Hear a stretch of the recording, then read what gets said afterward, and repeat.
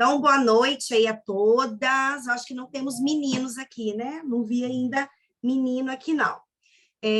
Fico muito feliz de estar com vocês aqui hoje para falar um pouquinho sobre sondagem escolar e clínica. Né? Um momento muito... um assunto muito importante, principalmente nessa fase que a gente está que ainda não é um pós-pandemia, né, gente? Que a gente está na pandemia ainda. Mas os desafios dentro da área clínica, da área educacional, realmente estão bem complicados, né? Eu sou fonoaudióloga, eu sou pedagoga,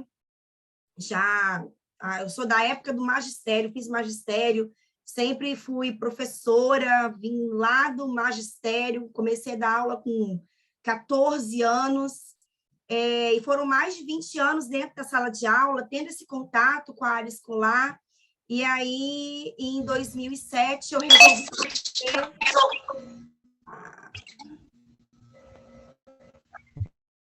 Tentar desligar os microfones aqui. E aí, em 2007, eu resolvi conhecer uma nova ciência, que foi a ciência da comunicação humana, que é a fonoaudiologia, e a partir daí, as pessoas acham que eu entrei na fono por conta de aprendizagem, de linguagem, mas não, entrei por causa de voz, mas quando eu comecei a ter as disciplinas de linguagem, oral, escrita, eu vi que a pedagogia tinha muito a ver com fonoaudiologia. Então, a partir daí, eu comecei a me aprofundar nessa área. Então, hoje eu trabalho na área clínica, faço assessoria e consultoria na área educacional, acompanho meus pacientes na escola, então a escola é um ambiente muito conhecido para mim, né, que eu estou sempre, independente de não estar diretamente dentro da escola, eu estou sempre na escola.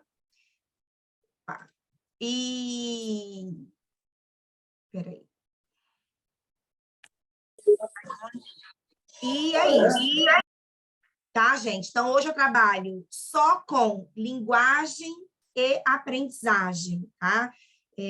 Fiz pós-graduação inicialmente em psicopedagogia institucional, um pouquinho antes de terminar a pós, já entrei na fonoaudiologia, mas o divisor de águas na minha vida, onde foi mais aguçada essa vontade de estudar aprendizagem, foi na pós-graduação de neuropsicopedagogia clínica, tá? Então, foi aonde eu comecei a ter realmente contato com o cérebro, entender como o cérebro aprende, por que, por algum motivo, essa criança não está indo, não está aprendendo, né? Infelizmente, a pedagogia me deixou essas falhas. Eu acredito que quem é pedagogo aqui sabe o que eu estou falando. Nós não saímos especializadas em aprendizagem, em inclusão, não saímos, tá? Então, a fonoaudiologia, como ciência da comunicação humana, aguçou isso em mim, porque foi lá que eu conheci a tal da consciência fonológica, né, que é tão importante para o processo de aquisição de leitura e de escrita, uma coisa que eu não tinha aprendido nem na pós-graduação de psicopedagogia e nem na pedagogia. Então, assim, eu fico muito feliz, eu gosto muito de compartilhar, eu estou sempre correndo atrás de aprender mais e aprendo muito nesses momentos também, né, de workshop, faço questão de sempre estar oportunizando um momento assim, que as pessoas possam, né, estar aqui junto comigo, trocando ideias de forma gratuita, e isso sempre vai ter alguma coisa assim nesse sentido, né, porque eu acho que é muito importante, tá? E por que eu resolvi falar sobre sondagem escolar e clínica? Porque, assim, gente, a gente ter alguma base para entender como minha criança está, né? Hoje a gente vai falar muito mais do desenvolvimento voltado para a criança do que para o adolescente, porque é onde começa tudo, né, gente? Tudo na infância que começa. As dificuldades começam a ser sinalizadas lá na educação infantil, né? Mas aí tem aquela história, ai, cada criança tem seu tempo, menino não está falando, ele vai falar, menino não tá lendo, não está escrevendo, ele vai, e a gente sabe que não é bem assim. Então, eu tenho visto alguns absurdos, principalmente, né, porque eu estou sempre em grupos de WhatsApp, protocolos sendo compartilhados, e quando você vai ver, não tem nada a ver com aquilo que está dizendo. Então, eu tenho visto algumas barbaridades em relação a compartilhamento de instrumentos. Não estou falando de compartilhamento de instrumentos que não são autorizados, não é isso que eu estou falando, que também não pode, né, gente?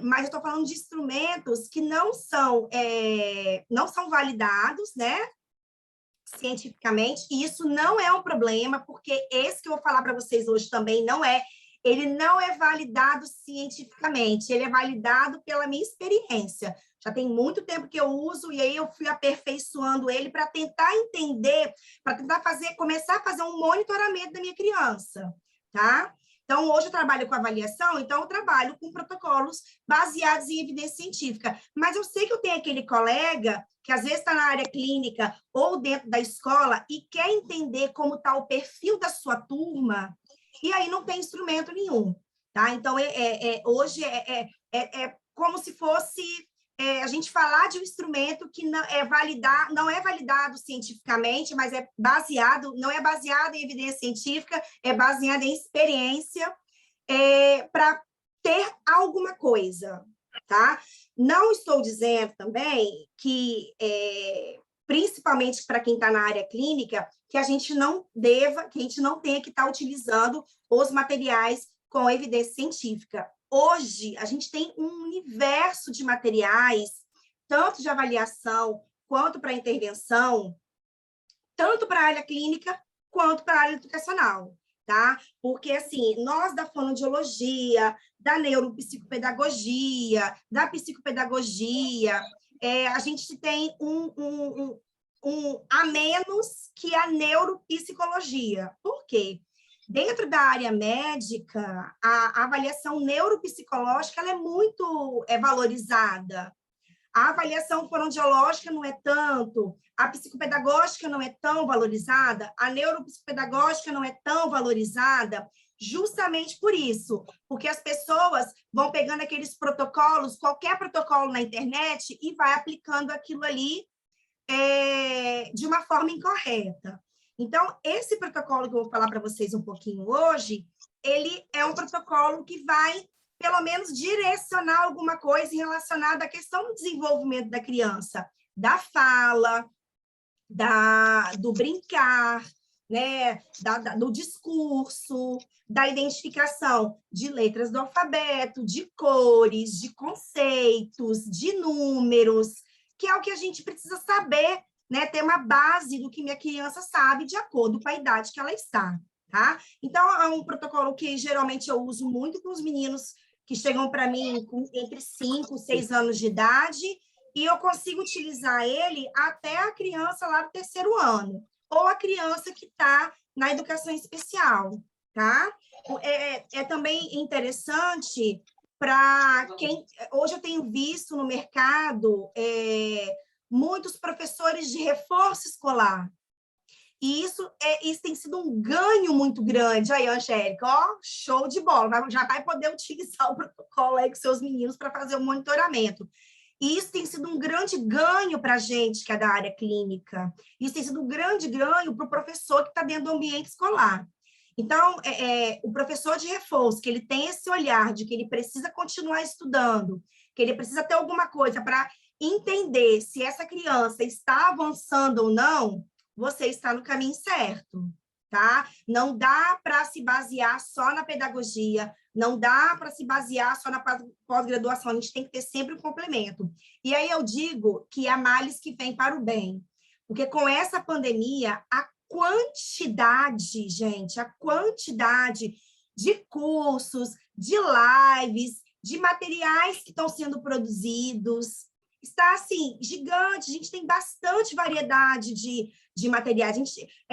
A pandemia fez com que a gente tivesse a oportunidade de estar aqui agora, né? Porque eu só conheci o atendimento online, a possibilidade de dar cursos de fazer workshops com pessoas do Brasil inteiro, e às vezes até do exterior, por conta disso, né? Que a gente teve que se reinventar. Então, acho que isso veio para ficar, né? A aula online veio para ficar, o atendimento online veio para ficar também, as oportunidades de estudos online veio para ficar, né? Então, a gente tem que estar utilizando isso de uma forma positiva. Meninas, eu preparei uns slides, que aí vocês não precisam se preocupar e ficar anotando, né? A não ser que vocês queiram mesmo, porque depois eu envio tudo por e-mail para vocês, tá? Envio os slides, envio o certificado, envio tudo para vocês por e-mail, tá? O pessoal que está cadastrado, eu não consigo pegar o pessoal que pegou link nos grupos. Agora, quem está nos grupos de leitura escrita 1, 2, 3, 4 e 5, recebe também, tá? Eu jogo lá para vocês também, então não se preocupem. Quem não conseguiu fazer a inscrição pelo Simpla, tá bom? Então, eu vou compartilhar aqui a tela com vocês. Alguém quer fazer alguma pergunta? Quer colocar alguma coisa? Tá tudo bem? Tranquilo? Como um grilo? Isso aí. Peraí.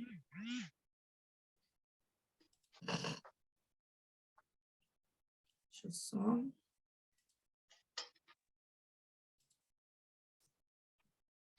Tem gente entrando ainda. Então, gente, antes da gente começar a falar um pouquinho desse instrumento, eu gostaria de compartilhar com vocês algumas coisas, né? É uma teoria importante, né? Que vai ajudar a gente muito a entender o que eu preciso alcançar com essa criança, como utilizar da melhor forma possível esse instrumento, tá? Então, hoje a gente vai falar sobre sondagem clínica escolar, da aprendizagem, como realizar. Já me apresentei, né? Aqui tem um pouquinho da minha história, são 30 anos dentro da área de educação, faço 12 anos esse ano dentro da saúde, através da fonoaudiologia. Eu sou sócia de uma clínica aqui no meu estado, eu sou de Vila Velha do Espírito Santo, tá? A Afeto Terapias, eu tenho mais 2 sócias, que é a Camila e a Amanda, uma psicóloga e uma outra fonoaudióloga. Tá? Então, assim, eu estou mergulhada nesse universo aí da aprendizagem, que é o que eu gosto de fazer e é a área que eu realmente atuo, tá? Dentro da linguagem e da aprendizagem. Aí, gente, eu só vou pedir quem for entrando, toma cuidado com a questão do microfone, porque eu não consigo ficar desligando o microfone aqui não, tá? Eu preciso que vocês fiquem atentas a isso aí. Boa noite, Valdirene, boa noite. Então, bora lá. Primeira coisa que eu preciso entender é qual é o aluno, qual é a criança, qual é o paciente que ele tem risco para problemas de aprendizagem da leitura e da escrita. Porque, olha só, psicopedagogo, nenhuma criança vai chegar para você se ela não tiver com algum problema na aprendizagem da leitura e da escrita. O fonoaudiólogo já sabe que quando a criança ela chega com atraso no desenvolvimento da fala lá no consultório, ela já está no risco para dificuldade ou transtorno da aprendizagem da leitura e da escrita. Tá? Então, para a nossa área, o professor, né? Para a nossa área, essa criança ela vai chegar para a gente com alguma alteração nas questões da aprendizagem. Por isso que eu acho que é muito falho, às vezes, dentro de algumas pós-graduação da psicopedagogia, por exemplo, a gente não entrar nesse universo dos protocolos de avaliação, de rastreio, de monitoramento. Na neuropsicopedagogia, a gente já consegue ver isso um pouco melhor, porque a psicologia, gente, ela está muito à frente dentro dos estudos relacionados às questões de aprendizagem. Tá? Então, a gente precisa dizer que veio, até porque, desculpa, o mercado está gritando, as crianças estão chegando nos consultórios, as crianças estão chegando dentro da escola, a sala de aula está cheia de meninos com alterações que podem interferir nesse processo de aquisição de leitura e de escrita dele, ok? Então, quem é essa criança de risco? Quem é o aluno que pode apresentar algum problema de aprendizagem da leitura e da escrita? Então, primeiro aqui, um histórico familiar positivo, né? Que é aquele, por exemplo, um indivíduo que tem dislexia. Dislexia é o transtorno de leitura que afeta a escrita. O hemisfério esquerdo, na maioria dos seres humanos, é o hemisfério que faz o processamento da linguagem. Então, as 3 áreas que acessam durante o processo de leitura estão aqui no hemisfério esquerdo. E aí, esse indivíduo que tem dislexia, dessas 3 áreas, ele aciona pouco ou quase nada 2 delas, tá? Então, é por isso que, para algumas crianças, é um desafio aprender a ler e escrever. E quando eu falo do histórico familiar na família positivo, é porque a família carrega essa herança genética. A dislexia, assim como outras patologias, né, outras questões dentro do neurodesenvolvimento, ou dos transtornos de aprendizagem, essa família carrega uma herança genética. Nem sempre essa criança ela tem uma dislexia por conta do pai e da mãe. Pode ser por causa de um tio distante, de um avô, de um bisavô, mas essa carga, essa herança genética está dentro da família, tá? Então, investigar isso aqui através de uma anamnese, de uma entrevista inicial, é muito importante. O segundo, que fala sobre a relação da linguagem oral e escrita. Uma estreita relação entre prejuízos na linguagem oral e prejuízo na linguagem escrita. Lu, Oi? a apresentação de slides está parada. Ai, mentira. Ai, esqueci de ver Verdade. de novo. Obrigada. De nada. Quem falou? Não estou vendo. A Jana? Ei, Jana. Ai, Jana. Tinha que ser você, né, Jana? Ó, gente, já passei um monte de slide aqui, mas vamos lá. É porque quando você abre no Zoom e bota em modo apresentação, tem que compartilhar de novo. E eu acabei esquecendo. Obrigada, tá, minha querida? Obrigada, Jana. Então, olha, gente, já passou tudo isso aqui, tá? Mas não perderam nada, não. Agora que eu comecei a falar da aula mesmo. Deixa eu só colocar para dentro 2 pessoas que estão tentando entrar. Ok. Então, falei do histórico familiar positivo, a relação da linguagem oral e escrita. Então, assim, toda criança que tem um atraso no desenvolvimento da linguagem oral, ela já está no risco para dificuldade ou transtorno da aprendizagem da leitura e da escrita. Luciana, então quer dizer que toda criança que tem atraso de fala, ela vai ter problema de leitura e de escrita? Não é isso que eu estou dizendo, tá? Não existe nenhum estudo que afirma isso, que toda criança que tem atraso de fala, ela vai ter problema de prejuízos na leitura e na escrita. Mas é um fator de risco muito importante, né? A fonoaudiologia já sabe que o momento da aquisição completa da fala da criança, ou seja, o momento em que a criança tenha que estar produzindo todos os fonemas que compõem a nossa língua portuguesa, é aos 5 anos. Então, para quem não é da fonoaudiologia, a criança precisa começar a produzir as primeiras palavras, né? As primeiras palavrinhas, por volta de 1 aninho de idade, mamá, o dadá, esse balbucio vai aperfeiçoando para o início da fala, vai começar a falar mamãe, papá, água. E aí, com 2 anos, a minha criança, ela precisa estar produzindo de 50 a 200 palavras aproximadamente. Aos 3 anos de idade, a minha criança precisa falar e eu entender 80% daquilo que ela fala, tá? Então, aumenta significativamente esse vocabulário. E aí, às vezes, o que acontece? Começa a dar aquela gagueira, que a gente chama de gagueira do desenvolvimento, aumenta muito a quantidade de vocabulário, e aí a criança processa a palavra e essa articulação da fala não sai, às vezes acontece e não sai certinho. Então, aí aparece a fase da gagueira, que também precisa ser encaminhado para o fonoaudiólogo, porque vai que tem uma herança genética, uma carga genética, alguém na família é gago. Então, essa criança ela pode ser gaga, e as primeiras manifestações aparecem muito nessa fase também, tá? Dos 3 aninhos de idade. Com 4 anos, a criança tem que ser capaz de produzir, recontar historinhas, dizer como foi o dia dela, respeitando uma ordem cronológica, mesmo que simples, e aos 5 anos, a aquisição completa. Algumas crianças demoram um pouquinho mais, a gente tem um microfone aberto. Eu não consigo desligar o microfone aqui, tá, gente? Eu tenho que tirar o slide para conseguir fazer isso. Então, quem for entrando, vai desligando o microfone, por favor, tá? Obrigada. Lembrei, até me perdi. Algumas crianças demoram um pouquinho mais a produzir o que a gente chama de encontros consonantais. Fala busa ao invés de blusa, fala pato em vez de prato. E aí ela tem até uns 6 anos e meio, 6 anos e meio, ó, até uns 5 anos e meio, um pouquinho antes dos 6 anos de idade, para estar produzindo. Por que que eu estou falando isso? Você, professor, psicopedagogo,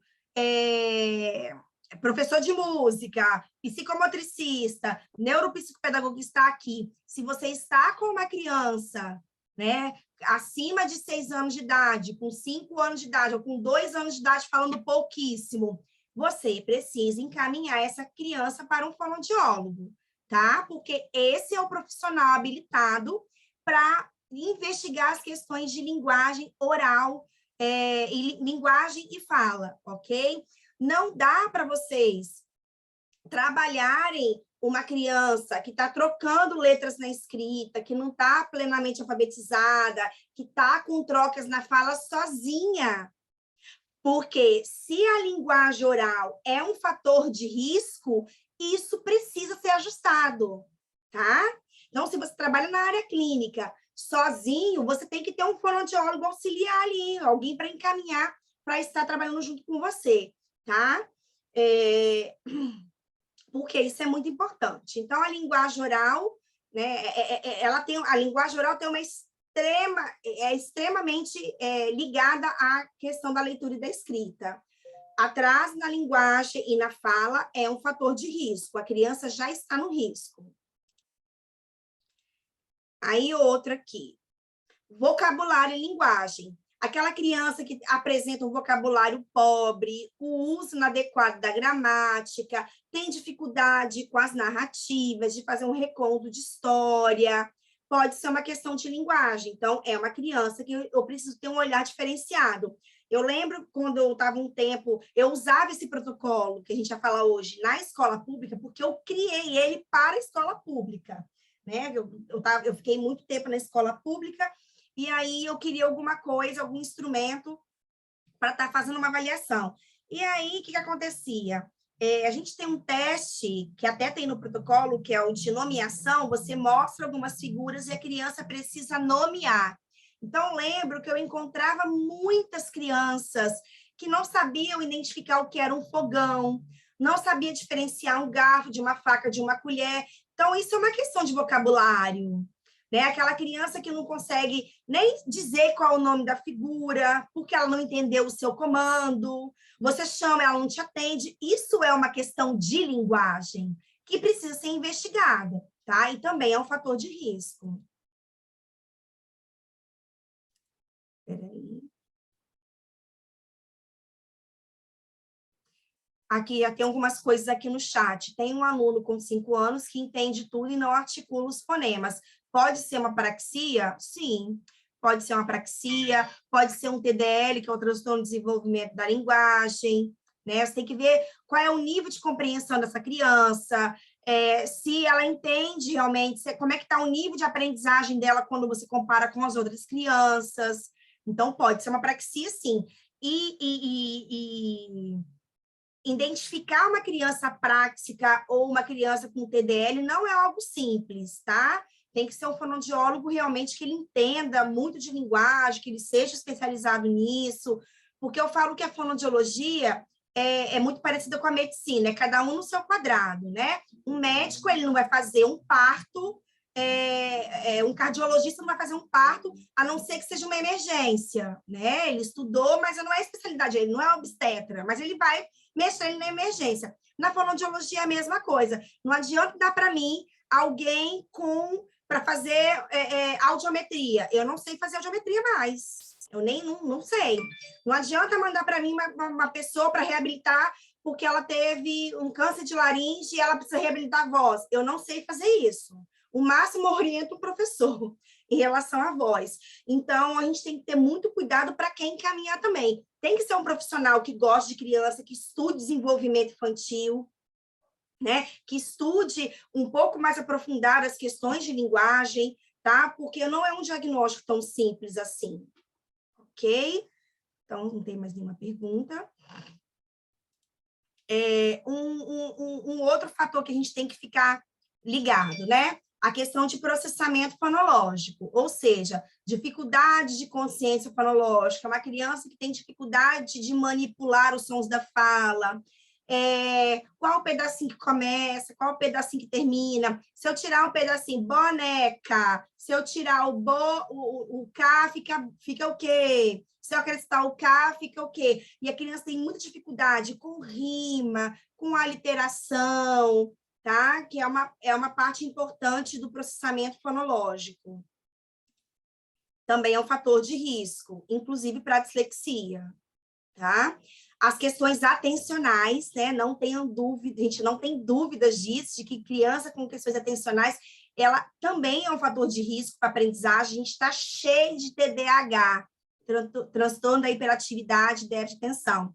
A gente está cheio, recebendo um monte de laudo, às vezes da criança que realmente tem TDAH e está tomando Ritalina, e às vezes essa criança ela não tem TDAH, né? Ela tem uma dislexia visual, uma coisa que a gente não discute muito aqui no Brasil e que quem né, faz curso, de vez em quando está lá com a doutora Simone Capellini, sabe que ela fala bastante disso, o quanto que a gente precisa estudar um pouquinho mais dos subtipos da dislexia por conta disso, né? Às vezes um TDAH ele é confundido com um disléxico visual.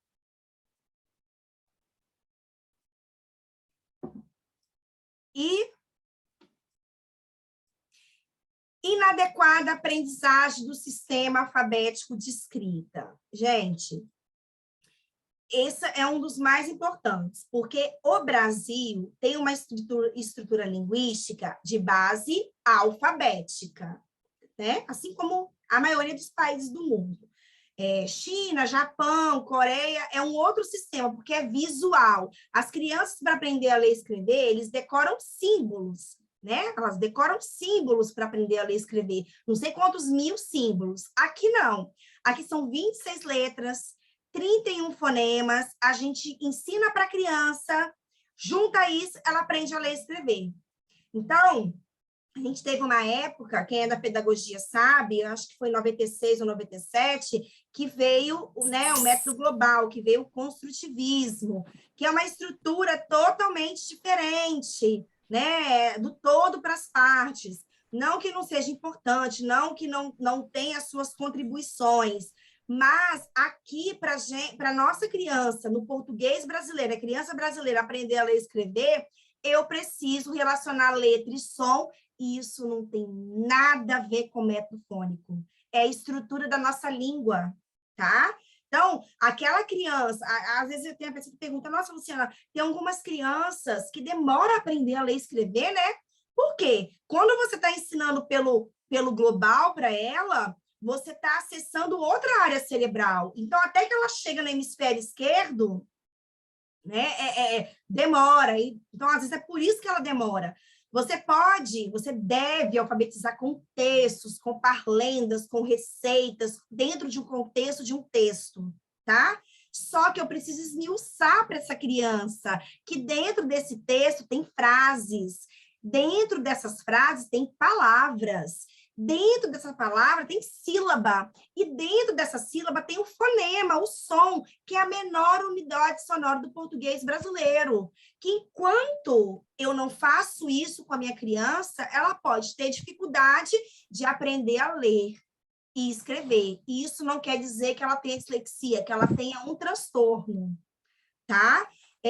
A gente tem tido muita experiência trabalhando com as crianças depois da avaliação, programas de intervenção fonológica, justamente estruturando esse processamento fonológico, esse princípio alfabético, e aí, para nossa surpresa, a criança sai desse risco com 2, 3 meses. Então, essa criança não tinha um transtorno de aprendizagem, ela tinha uma dificuldade, e que aí esse empurrãozinho, essa terapia, essa professora de reforço, essa psicopedagoga, essa psicomotricista, conseguiu resolver isso nela, e ela continuou levando a vida acadêmica dela, né? Então, assim, quando eu falo do princípio alfabético, não é só relacionar letras só. Então, acho que é importante a gente conversar um pouquinho sobre isso. O que faz parte desse princípio alfabético? Tá? Primeiro, o conhecimento do alfabeto, né, gente? Ninguém aprende a ler e escrever sem saber o alfabeto, A, B, C, D. Não, gente, a criança tem que saber as letras do alfabeto. E aí a gente tem um outro problema aqui no Brasil. A nossa criança, ela demora a conhecer os 4 tipos de letra, né?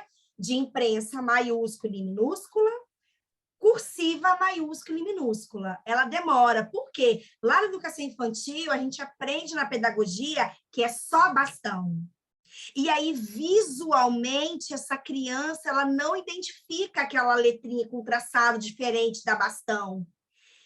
E acontece o quê? Às vezes eu recebo uma criança no consultório e eu faço avaliação, eu investigo se ela conhece as letras de imprensa maiúscula e minúscula, e aí eu descubro que ela tem trocas visuais, ela troca B por P, por Q, por D, porque, deixa eu até mostrar, quem assiste as minhas palestras e já fez curso comigo já sabe, vai só fazer uma revisão disso aqui, tá? Porque quando a criança está no processo de alfabetização, ela ainda processa as letras como imagem. Eu sempre dou esse exemplo, né? Isso aqui é o quê? É uma árvore, isso aqui é uma árvore de cabeça para baixo, isso aqui é uma árvore, né, deitada para um lado, e essa aqui é uma árvore deitada para o outro, tá? Então, independente da posição desta árvore, ela não vai deixar de ser uma árvore. Agora, quando a criança se depara com a letra, ela pensa a mesma coisa, mas o significado é diferente.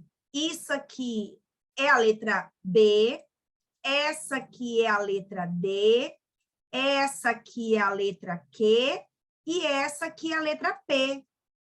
Mas se a criança ela vai demorar um pouco a processar isso, ela processa isso como imagem inicialmente, até ela processar isso como letra, né, para ela adquirir leitura e escrita, é um processo.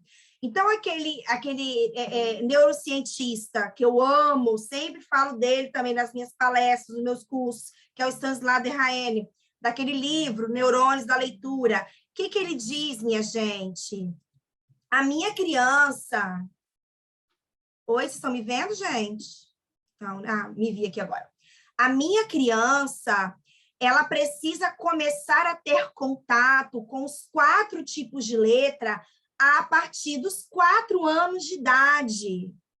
É isso mesmo, gente. Quem é da educação infantil aqui, não tenha medo, isso é científico, tá? Não é a Luciana que está falando, são os dados científicos que mostram isso. Quanto antes eu mostrar para minha criança, menos problema visual ela vai ter. Porque, às vezes, ela troca as letras, ela troca M por N, U por N, por H, que são letras muito parecidas, F por T, né, quando eu falo da imprensa minúscula, porque elas são muito parecidas e porque isso demorou a ser apresentado para ela, tá? Então, isso não quer dizer que ela tem um problema de aprendizagem, ela tem um problema de ensinagem, demorou ela aprender aquilo. E aí, quando essa criança se depara com algum texto e ela tem uma decodificação ruim, ela vai agarrando, nem sempre é porque ela tem uma falta de fluência, só uma falta de fluência de leitura, é porque ela demora a processar que aquela letra ali é B, que a palavra é bola, não é pola, tá? Então, isso é bem sério. Aí tem uma outra coisa, as professoras se assustam muito quando eu falo isso, né? Porque em nenhum momento a gente aprende isso na pedagogia. Mas isso é o correto, tá, gente? Eu não estou dizendo que vocês vão ensinar letra cursiva para as crianças de vocês, tá? Não é isso. É o visual, é o brincar, é o jogo da memória, é o derrubar a bolinha da letrinha, é criar estratégias lúdicas a partir da educação infantil para que essa criança ela identifique as 26 letras do alfabeto das 4 formas, a partir dos 4 anos de idade. Ok? Isso é bem importante. Então, bora voltar.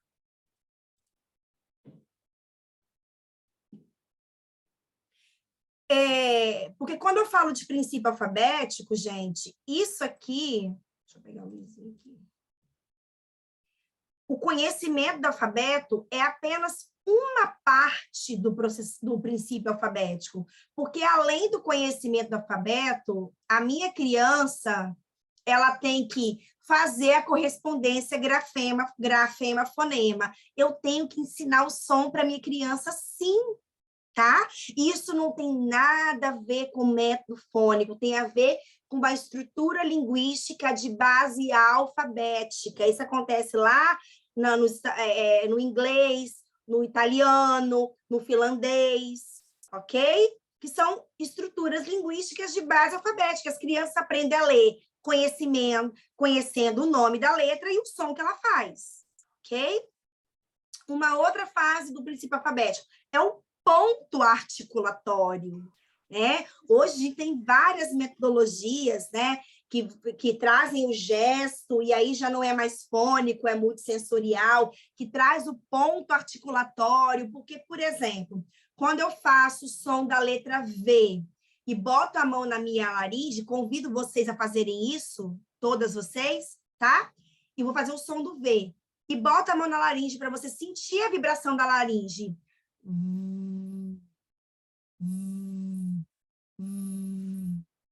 Esse é um som, é um fonema sonoro. E tem esse ponto articulatório, ó. Agora eu vou para a letra F. E boto a mão na minha laringe e observo o ponto articulatório. Não vibrou minha laringe, mas o ponto articulatório é o mesmo. É a mesma boca. Então, isso às vezes faz uma confusão. A criança, eu preciso ensinar o ponto articulatório para identificar o que é o fonema surdo, o que é o fonema sonoro. Faz a pista tátil, pedindo para colocar a mãozinha, pegando a mãozinha da criança e colocando na sua laringe para ela sentir o ponto, ok? Então, é importante também mostrar o ponto articulatório. O método das boquinhas, né, da Renata Giardini, usa muito essa estratégia de mostrar o ponto articulatório e é muito importante e também faz parte do princípio alfabético. A criança precisa saber a forma da letra. Por isso que eu falei para vocês que, a partir dos 4 anos de idade, eu preciso ensinar os 4 tipos de letra para minha criança, para ela visualizar, para ela brincar, para ela reconhecer, para ela pegar, para ela passar o dedinho em cima da lixa, para ela diferenciar no alfabeto móvel. Aí eu digo para as professoras que não tem aquele cartazinho que tem a abelhinha e os 4 tipos de A. Pode usar e abusar na sala desse material, porque as crianças precisam visualizar que essa letra ela tem 4 tipos de traçados diferentes, tá? E a estereognosia? Luciana, pelo amor de Deus, o que é isso? É o reconhecimento através do tato.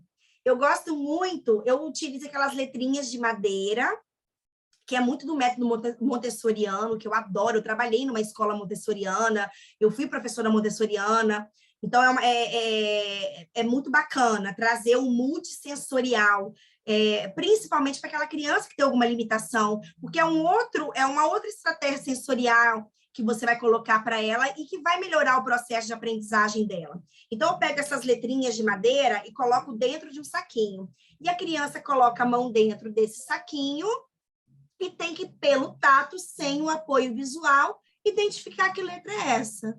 E aí você pode fazer isso com as suas crianças de educação infantil, com brinquedinhos, com formas, com números, com o que você quiser. Isso é estereognosia.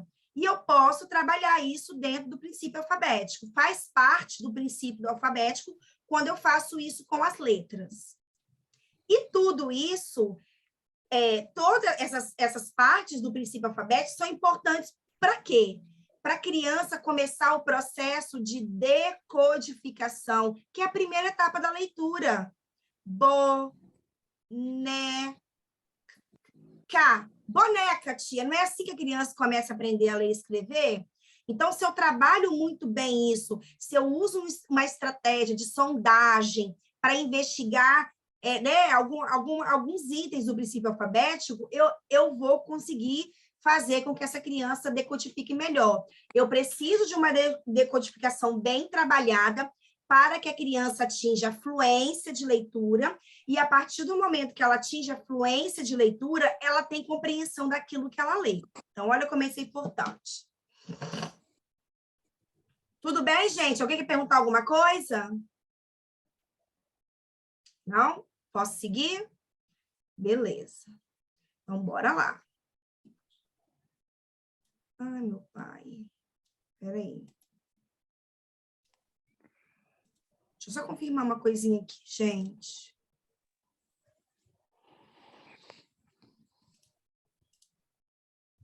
Gente.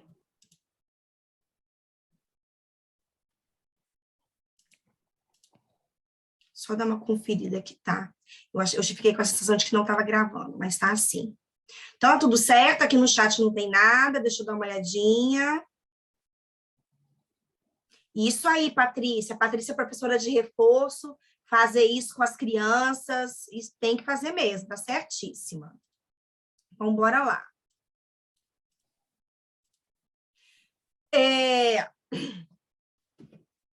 E aí a gente vem para o diagrama de aquisição, de aprendizagem, né? Quando eu penso na aprendizagem, a gente sempre pensa numa pirâmide. Por quê? Porque tem o ápice, a base dela, e aonde eu preciso chegar.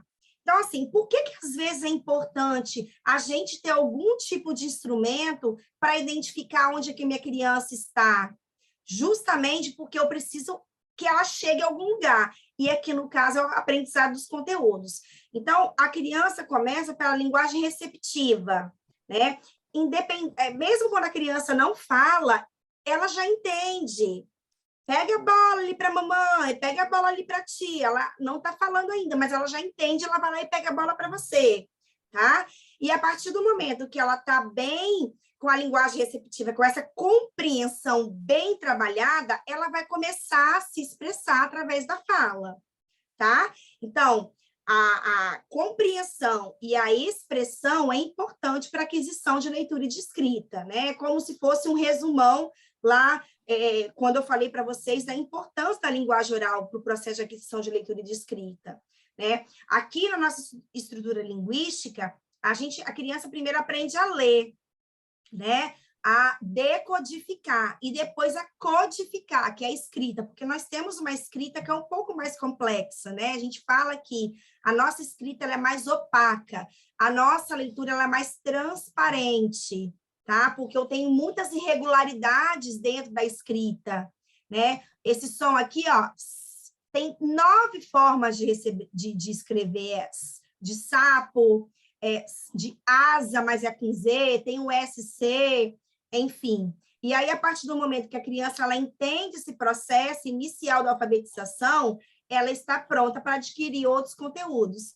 Luciana, com que idade a criança tem que fechar o ciclo da alfabetização? Né?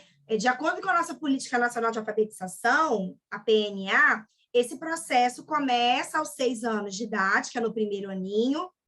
Tudo bem que a gente tem crianças que são alfabetizadas na turma de 5 aninhos, né, que é a última etapa da educação infantil, e isso não é um problema, o problema é o como essa criança está sendo, né, ensinada a ler e escrever, porque criança na educação infantil, criança, de uma forma geral, ela aprende brincando, e às vezes, né, há uma preocupação muito grande da quantidade de conteúdos que essa criança de 5 anos já tem de carga. Então, a gente tem que tomar um pouco de cuidado com isso. Mas, né, de acordo com a nossa Política Nacional de Alfabetização, é a partir dos 6 anos que a criança começa a aprender, né, a ler e escrever. E esse ciclo precisa fechar até os 8 anos, 11 meses e 29 dias, que é geralmente no final do segundo ano, no final do segundo aninho, início do terceiro aninho. Porque no terceiro ano, ela tem que usar a alfabetização para quê? Para aprender outros conteúdos. Quando uma criança vai para o terceiro ano e ela não está alfabetizada, isso pode ser um problema. Ela pode, se ela não tiver uma intervenção de qualidade, uma professora com um olhar diferenciado, às vezes um apoio de um professor de reforço, de um psicopedagogo, né? Ela pode ter dificuldade e isso virar uma bola de neve. Então, é esperado que a nossa criança aprenda até o final do segundo ano a ler e a escrever, tá? Então, o terceiro ano tem que estar alfabetizada já. Então, vamos entender, antes da gente entrar no instrumento, que existe uma diferença, gente, entre dificuldade de aprendizagem e transtorno de aprendizagem. Eu preciso entender isso para quando eu fizer lá a minha sondagem, eu pensar, essa criança, ela tem uma dificuldade, essa aqui, nossa, está com risco para o transtorno, precisa encaminhar para avaliação neuropsicológica, precisa encaminhar para psicopedagoga, para fonoaudióloga, enfim, para confirmar se realmente ela tem um transtorno. E esse diagnóstico de transtorno, ele só vem depois dos 9 anos de idade. Por quê? Nesse processo de alfabetização, entre o início do primeiro aninho e o final do segundo ano, a criança ainda está no processo de alfabetização, tá? Então, eu não posso dizer que ela tem dislexia, que ela tem descalculia, que ela tem desortografia, eu não posso dizer isso, que ela tem um transtorno de aprendizagem, tá? Então, essa é a diferença. A dificuldade de aprendizagem, ela pode ser de causa natural ou de uma causa secundária. O que é essa causa natural? Um ambiente escolar não favorável, a formação do professor, aquele professor que ele, né, não é tão dedicado, não entendeu ainda que, às vezes, a escola não é o lugar dele, está ali por estar. Eu falo isso, gente, porque durante um bom tempo eu dei aula para o curso de pedagogia. Hoje não tem tempo para isso mais. Mas a primeira coisa que eu perguntava para as professoras na primeira aula era: por que você está aqui? Numa turma de 60 alunas, de 40 alunas, 1, 2 dizia que era por vocação, que porque gostava, porque amava. As outras tinham outras justificativas, né? Que nem cabe falar aqui porque não é o assunto. Então, às vezes, nem sempre o professor está ali por vocação, por amor, e isso vai atrapalhar a criança, entendeu? A metodologia de ensino, né? Porque não é para todas as crianças. Às vezes, uma criança ela precisa de um suporte diferente, ela precisa. Questões emocionais, nós temos vários artigos dizendo o quanto que a questão emocional também interfere no processo de aprendizagem, tá? Da leitura e da escrita. Então, por que é causa natural? Porque quando esses problemas são sanados, quando essas questões são ajustadas, as condições, né, dessa criança melhoram. Esse aluno passa a deixar de ter uma dificuldade de aprendizagem, ele não tem o transtorno, isso aqui foi sanado, e ele passou a não ter mais dificuldade, ele conseguiu vencer isso e né, seguiu a vida acadêmica escolar dele tranquilamente. E aí eu tenho a dificuldade de aprendizagem de causa secundária. Por quê?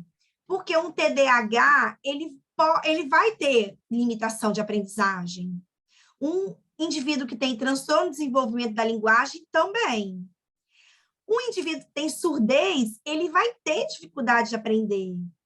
Um indivíduo que tem síndrome de Down, que já tem a deficiência intelectual, ele vai ter uma limitação, ele vai precisar de estratégias diferentes. E o autista, a mesma coisa, tá? Então, a gente não chama esse público de transtorno de aprendizagem. Eles têm uma dificuldade de aprendizagem de causa secundária porque existe uma questão primária, que é o TDAH, o TDL, a surdez, a síndrome de Down, o TEA. Então, isso tem que ficar bem claro. Dentro do DSM-5, que é o manual, né, do diagnóstico, você não vai encontrar isso aqui dentro dos transtornos de aprendizagem, tá? São outros CIDs, são outros DSM-5. Agora, o que é o transtorno da aprendizagem? É isso aqui. A dislexia, que é um transtorno de leitura que afeta a escrita. A descalculia, que é uma dificuldade na base da matemática, não é em equações, frações complexas. É na base da matemática, tá? E a desortografia, que é a escrita errada numa idade que a gente não está esperando mais, tá? Então, de acordo com o DSM-5, o que entra no CID-11 como transtorno de aprendizagem são essas três aqui, tá? E aí ela tem uma nomenclatura, né? Para o pessoal que é da área clínica, é muito importante saber isso, né? Saber os números direitinho, a gente não vai falar aqui porque não é o nosso foco, tá? Então, eu precisava que vocês entendessem a diferença entre dificuldade de aprendizagem e transtorno de aprendizagem, para não taxar essa criança de uma coisa que ela não é, ok? Tudo bem, gente? Alguma dúvida em relação a isso? Não? Tá? Então, dentro da minha sala de aula, principalmente, o que eu vou procurar entender aqui? Dentro da minha sala de aula, tem crianças que não estão aprendendo como seus colegas. A professora faz as intervenções escolares dentro da sala de aula. Às vezes, a escola tem os pequenos grupos, né? O reforço escolar, contraturno, ou essa criança frequenta um professor de reforço, e aí eu tenho duas possibilidades com essa criança. Ou ela vai superar a dificuldade que ela tem, com a intervenção escolar com a professora, e com essa intervenção em pequenos grupos, com uma mãe, uma família dedicada, que acompanha essa criança, que faz atividades de casa com ela, que está atenta às limitações dessa criança, e aí ela começa a superar as dificuldades. Então, para a gente entender a dificuldade, né, a diferença entre a dificuldade e o transtorno, isso aqui, tá, gente? Então, quando essa criança supera essas dificuldades, ela provavelmente tinha uma dificuldade que foi sanada. E aí não há necessidade de uma intervenção especializada, né? Mal um monitoramento por conta de algo que a escola já faz, né? Tem escola que já faz monitoramento das crianças, tá? Então, ela sanou, acabou. Mas eu tenho aquela criança que tem a intervenção da professora, que está nos pequenos grupos, que a família ajuda, é uma família presente, é uma criança que leva dever de casa pronto, direitinho, a mãe está ali, a família dedicada, os pais dedicados, e mesmo assim ela mostra persistência, ela ainda mostra dificuldade, mesmo com toda a intervenção. Então, pode ser, não é uma afirmação, que ela tenha um transtorno de aprendizagem. E aí, o que eu preciso fazer? Eu preciso, né, fazer uma intervenção especializada, encaminhar esse indivíduo para uma avaliação especializada com quem? Às vezes com um neuropsicólogo, com um fonoaudiólogo, com um terapeuta ocupacional, com um psicopedagogo, neuropsicopedagogo, com a psicomotricidade, que, assim, está fortíssima dentro da avaliação de aprendizagem, a psicomotricidade. Sei que a Laís está aqui, a Laís é psicomotricista, a Fernanda também é, né? Às vezes precisa de um terapeuta ocupacional, porque está com uma letra muito feia, está com questões de coordenação motora fina muito ruins, e aí foge, né, da ossada de quem não é terapeuta ocupacional, ok? E aí essa criança precisa ser monitorada, ok? Uma sondagem, ela vai ser suficiente? Não, tá? Essa sondagem que eu vou mostrar para vocês hoje é uma sondagem. O nome já diz, não é uma avaliação. Uma avaliação completa é com um profissional especializado, cada um na sua área, tá? Uma avaliação multidisciplinar, ok? Então, tem essas duas possibilidades e eu preciso intervir dentro disso aí. Então, assim, um profissional que trabalha, né, que atua com os transtornos, as dificuldades de aprendizagem, ele precisa estar preparado para lidar com as particularidades de cada um dos seus pacientes ou alunos, ele tem que estar disposto a buscar apoio de um trabalho multidisciplinar, ele precisa sugerir para a escola estratégias diferenciadas para essa criança, às vezes essa criança precisa de um planejamento educacional individualizado, tá? E precisa basear sua atividade profissional específica em evidência científica. Hoje a gente tem muito instrumento já baseado em evidência científica, tanto para a sala de aula quanto para a área clínica, tá? Então, isso é bem importante.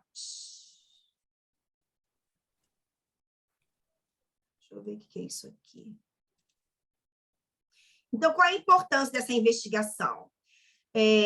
Quando eu padronizo, quando eu aplico um instrumento de avaliação, eu vou ter uma padronização, né, clínica, científica, quando o instrumento ele é baseado, ele é um instrumento mais quantitativo, e esse que eu vou mostrar para você, ele é mais qualitativo, tem uma diferença, a gente vai falar sobre isso.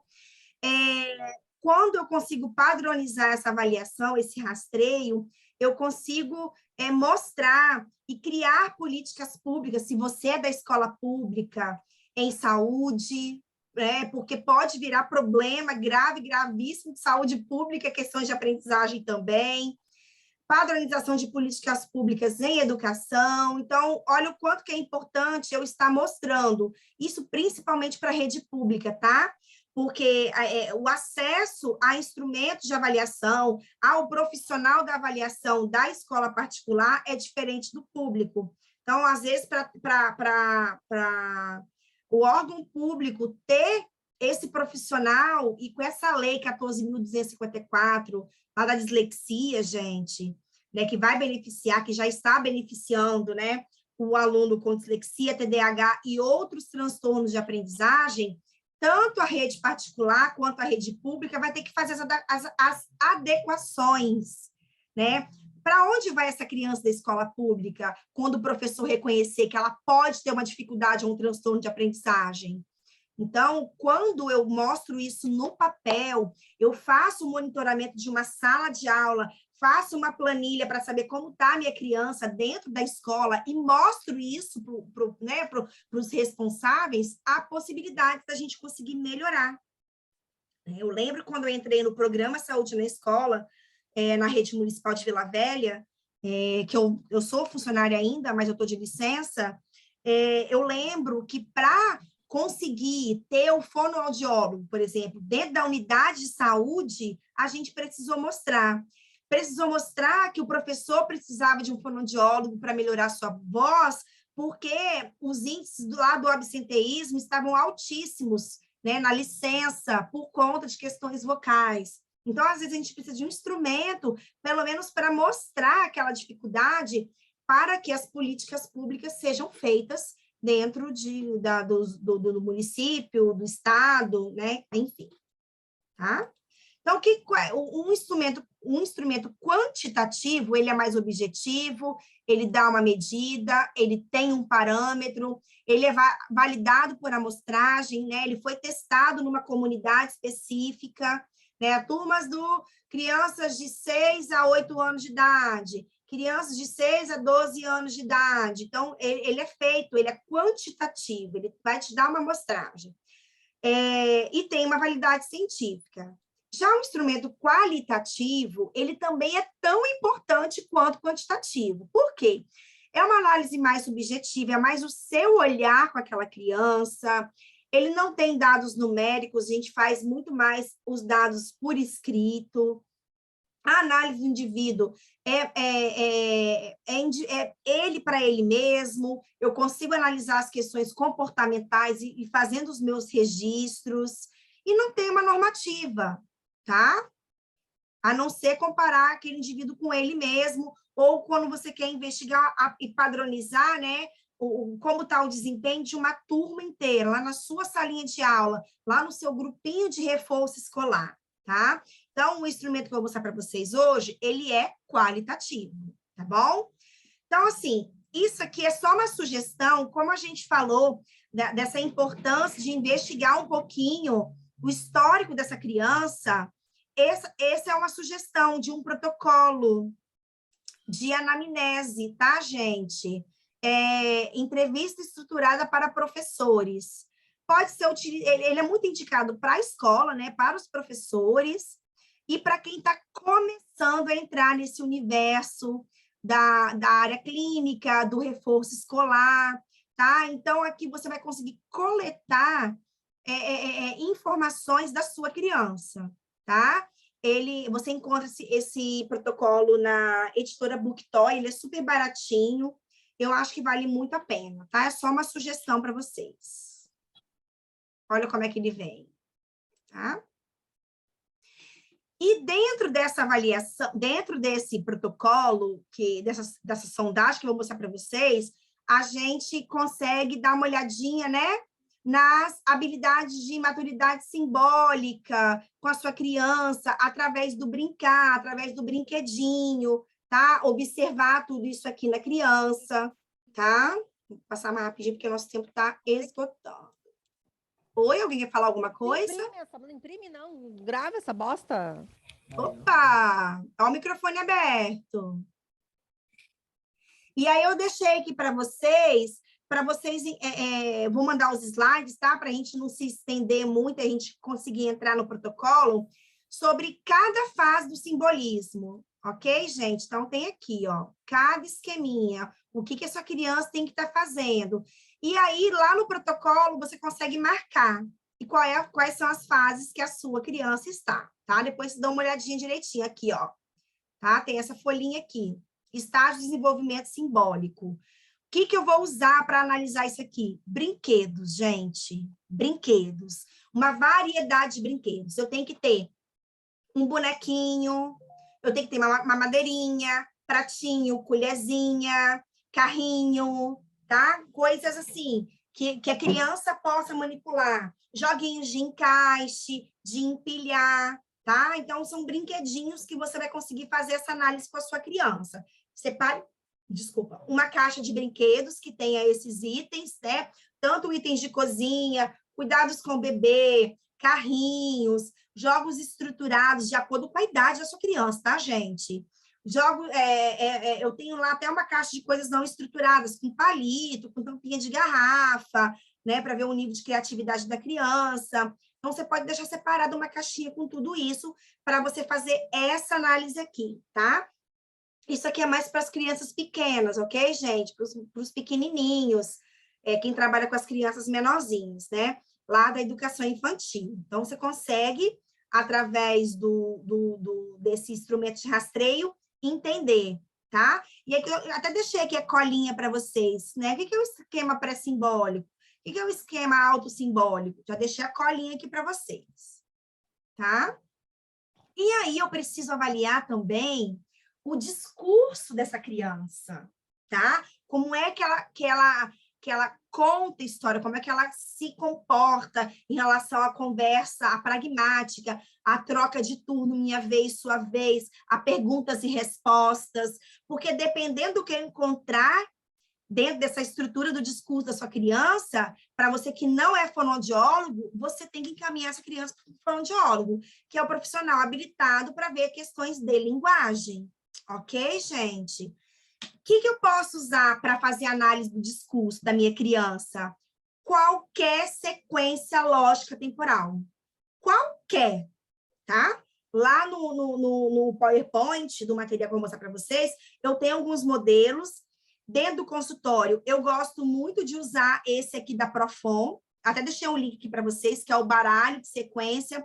Eu tenho historinhas de 3 imagens até 6 imagens. E aí você vai entregar na mão da sua criança, primeiro para ela montar essa historinha na ordem cronológica, para ver se ela consegue fazer isso.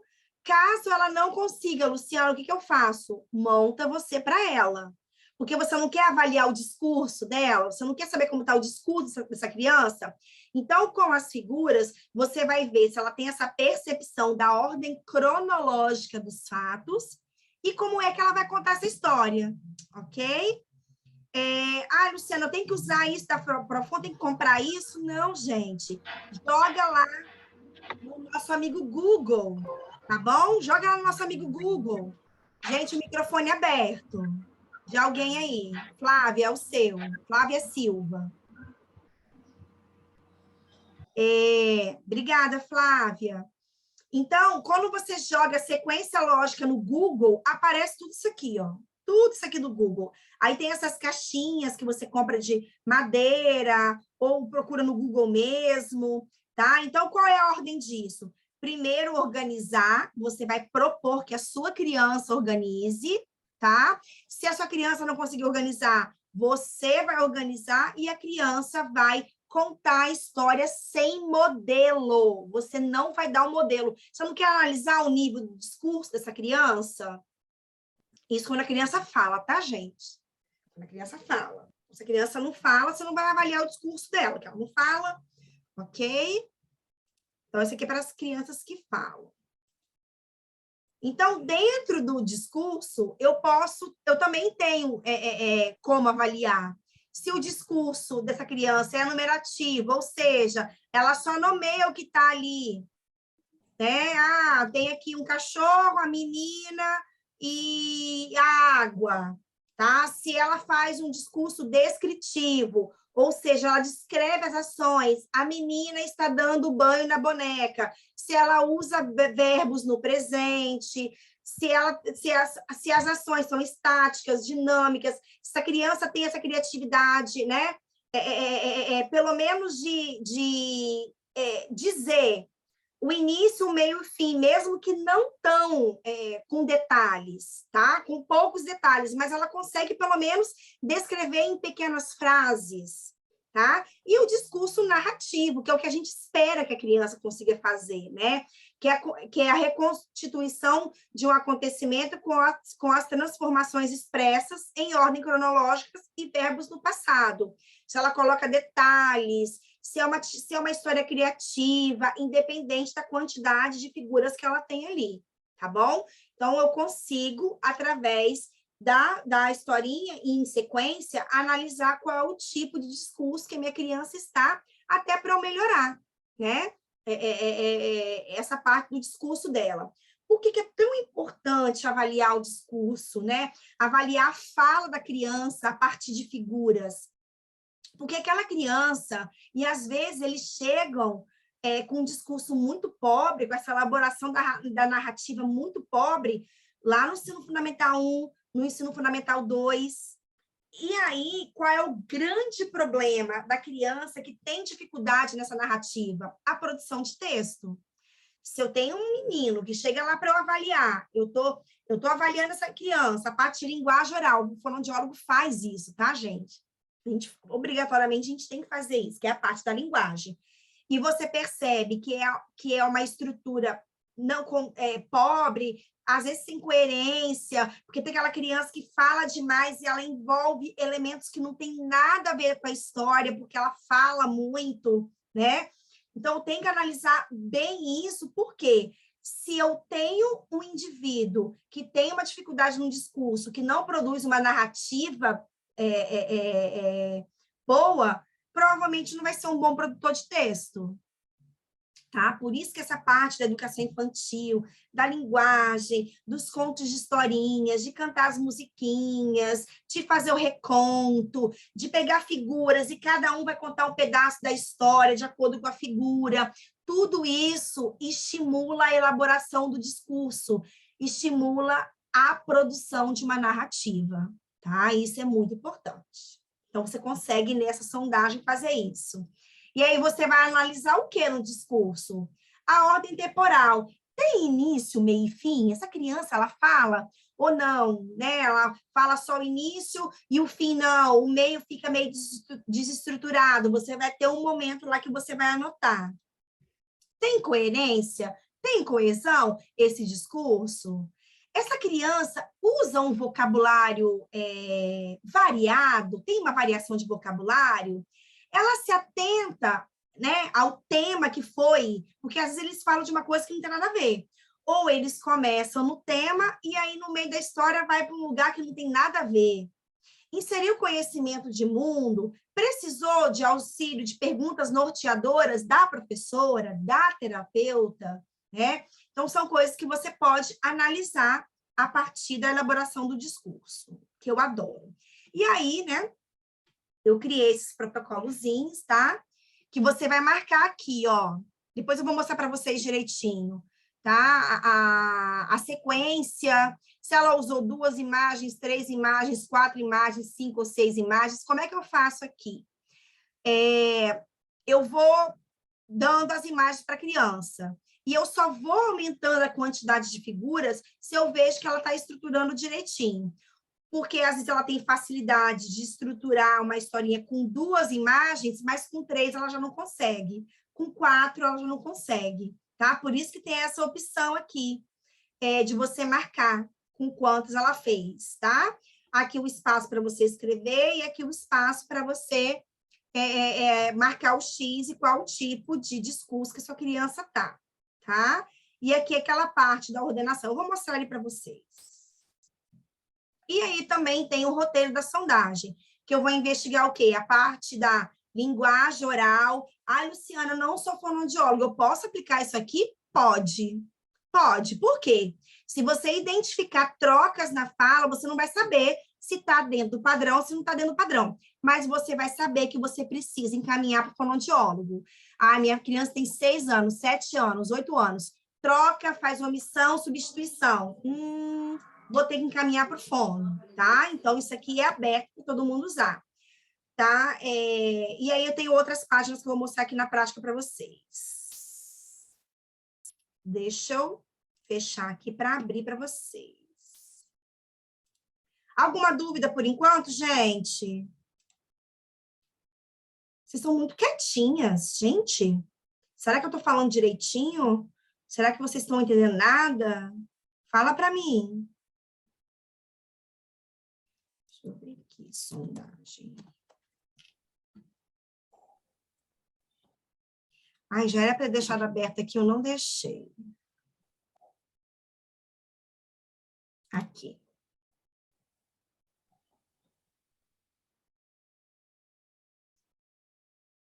Então, vamos entender o que é que tem nesse PowerPoint, tá, gente? É um PowerPoint que você vai colocar no computador. Ai, Luciana, é muita coisa. Precisa imprimir? Gente, não. Eu faço isso aqui, ó.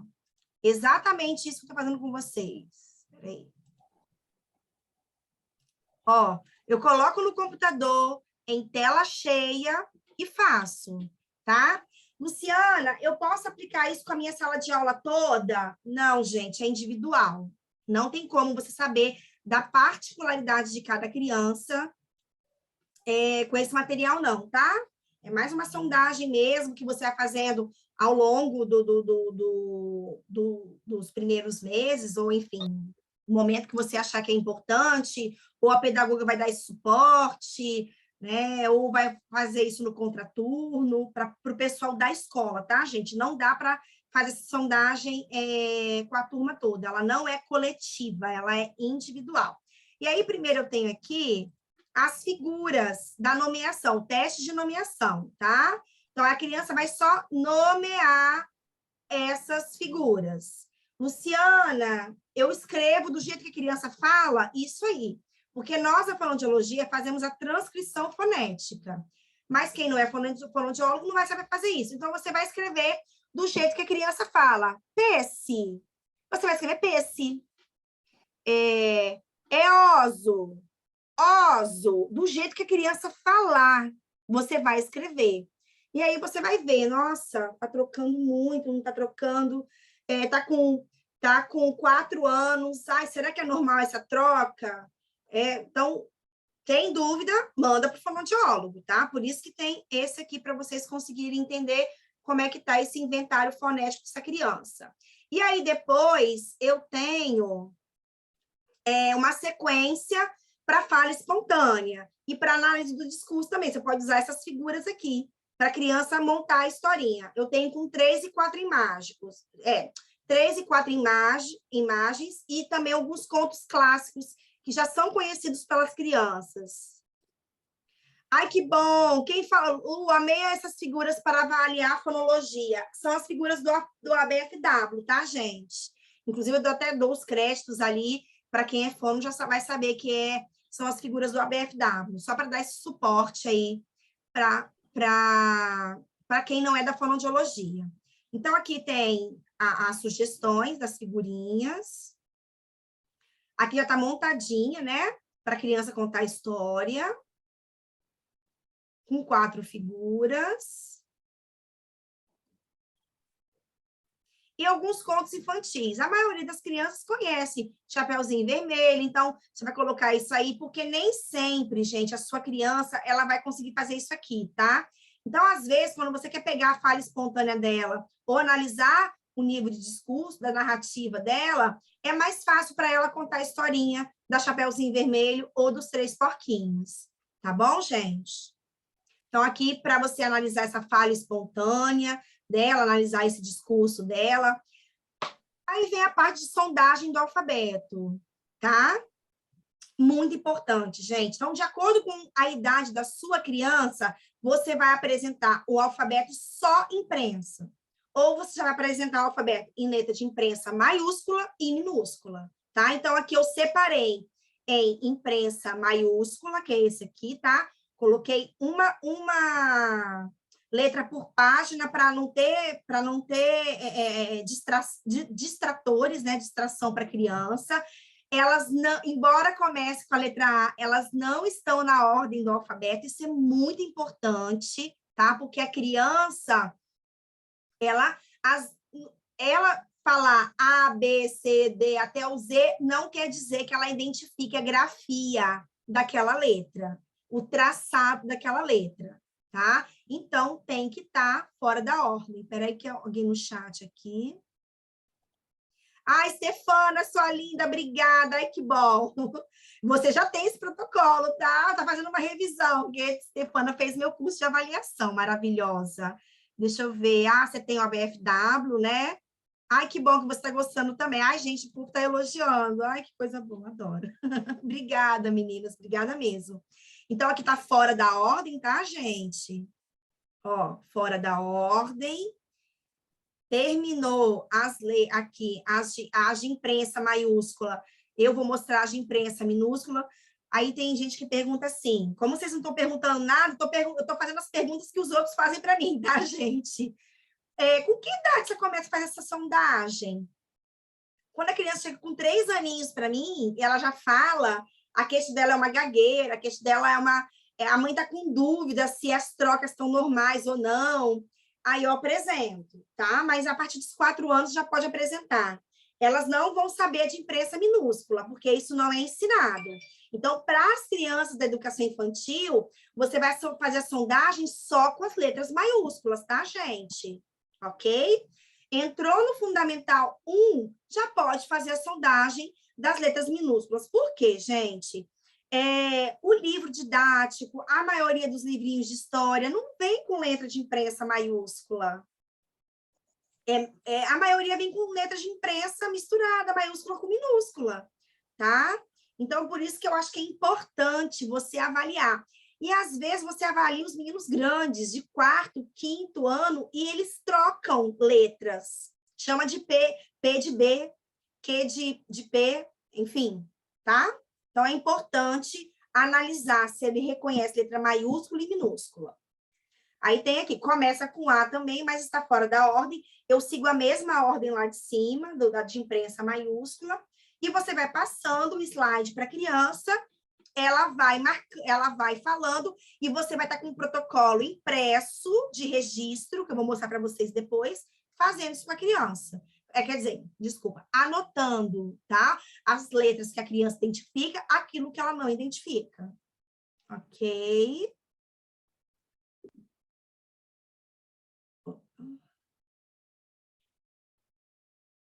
Quando vou fazer um curso similar para os anos finais? Não sei, gente. Fernanda, eu tenho vários cursos. Me segue lá no Instagram, depois eu vou passar para vocês, tá? Vários cursos. Dou curso, supervisão, enfim, tá? Dou sim. Depois você me segue lá no Instagram para ficar por dentro de tudo. Na sondagem dos números, que também é importante... Ah, gente, outra coisa que eu esqueci de falar, que eu fazia muito isso na minha época de professora. Aqui, eu posso ter três propostas. Eu uso isso aqui para saber se a criança sabe o nome da letra, tá? Luciana, eu posso usar para saber se a criança identifica o som da letra? Pode.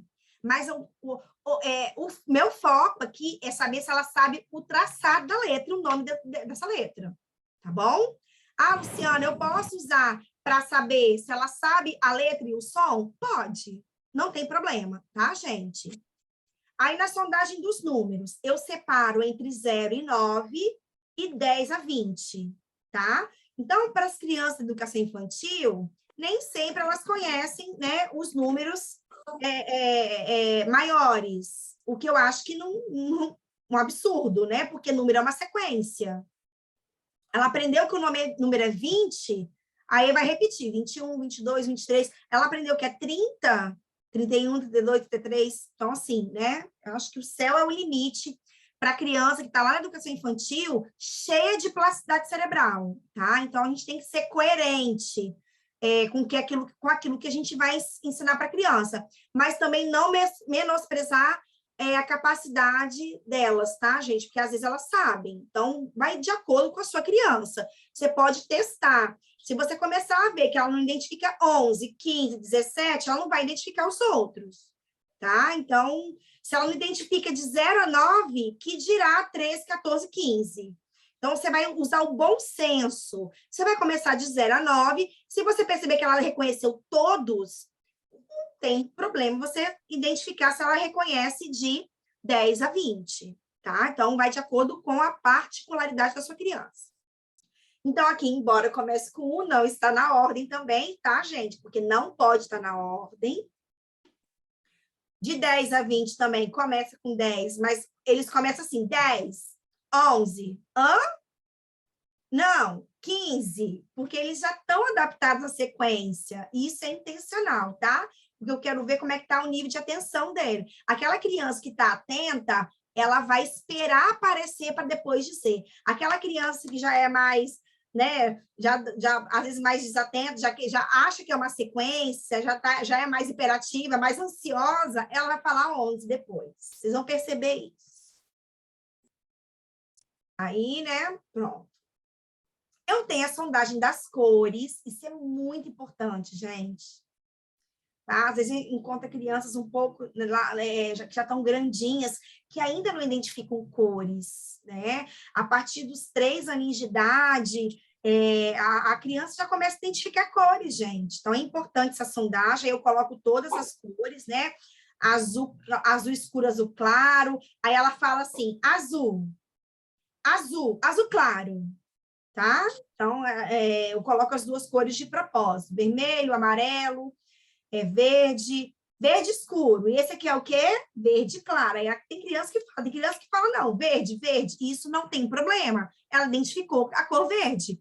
Até porque a gente tem vários tons de verde, vários tons de vermelho, vários tons de azul, tá? É só para puxar um pouquinho mais a capacidade da criança. Laranja, preto, branco, marrom. Muita criança não sabe o que é marrom e tem muita criança com dificuldade de identificação do cinza, tá? Mas isso não é um problema, às vezes é porque ninguém falou para ela que aquela cor é cinza, beleza? Depois eu venho para a sondagem das formas. Primeiro eu mostro todas as formas, só para ele visualizar, para entender que são formas geométricas. E aí depois eu vou mostrando para ela uma por vez. Círculo, tem muita criança que fala redonda. Aí você vai colocar lá como dado qualitativo, vai escrever, a criança falou redonda, a criança falou bola, tá? Quadrado, nossa, retângulo quase nenhuma criança reconhece, triângulo já é mais tranquilo para eles. A base é círculo e quadrado, ok? E as formas geométricas são extremamente importantes, até para identificação de letras, gente. Olha como é que o círculo é, ela parece uma letra, né? O triângulo, ela parece uma letra A, um V de cabeça para baixo. Então, identificar formas geométricas é muito importante, né? O que eu tenho nessa forma? Na minha casa, a porta, só que ela está na posição em pé. O que eu tenho na sala de aula com essa forma, é bem importante. E aí a criança saber o nome das formas é importante sim, tá? Coloquei alguns conceitos, que é muito difícil uma criança não conseguir acertar, mas tem criança que tem alguma dificuldade de compreensão, ela vai ter dificuldade, então maior, menor, alto, baixo, fino, grosso, embaixo, em cima, grande, pequeno, sob, sobre, eles têm muita dificuldade com isso. Perto, longe, leve, pesado, longo, curto, mais e menos, dentro, fora, vazio e cheio, ok? E ainda veja um pouquinho da questão visual com algumas estratégias de posições contrárias. Gente, eles têm dificuldade nisso aqui, porque são muito parecidos, tá? Qual é o bule que está na posição contrária? Que é esse aqui, ó, tá? Qual é o peixinho que está indo na posição contrária? É esse aqui, ó. Eles têm muita dificuldade de analisar visualmente cada um para conseguir encontrar, tá? Então, eu resolvi colocar porque eu achei importante para a gente tentar entender um pouquinho do processamento visual dessa criança, qual palhaço está segurando o balão na mão diferente, enfim. E eu acrescentei na parte de leitura escrita para entender o que a minha criança sabe, leitura das vogais. Para a educação infantil é legal isso aqui, tá? Porque na educação infantil massifica-se as vogais, né? As consoantes não, eu não sei por quê. Porque criança de educação infantil tem que saber todas as letras do alfabeto também. Ela tem que começar a ter contato com as letras desde pequenininho, mesmo que ela não saiba o nome da letra. Ela não precisa saber o nome da letra com 2 anos de idade, com 1 ano de idade. Embora a minha filha já sabia todas, tá? Não porque ela era superdotada, porque ela tem altas habilidades, não é nada disso. É porque ela ganhou um computadorzinho da Fisher-Price e ficou na repetição. O cérebro aprende por atenção e por repetição. A, árvore. B, bola. Então, com 2 anos de idade, ela já sabia o nomezinho das letras. E aí eu tenho aqui as vogais fora da ordem. Eu tenho sílabas isoladas, para saber se a criança já entendeu a sílaba. Luciana, para que isso, minha filha? Gente, a sílaba é o ponto crítico da alfabetização. Enquanto a criança não tiver consciência silábica, ela entender que com A é ba, ela não vai conseguir entender esse som, o som, a unidade sonora da letra, do som da letra, tá? Enquanto ela não juntar B com A, L, A, para formar B com A, ba, L com A, lá, ela não vai conseguir decodificar as palavras. Então, eu preciso investigar se a minha criança identifica sílabas isoladas, tá? Bem importante. Inclusive, no PROAD, quem usa protocolo, o PROAD tem esse teste, né?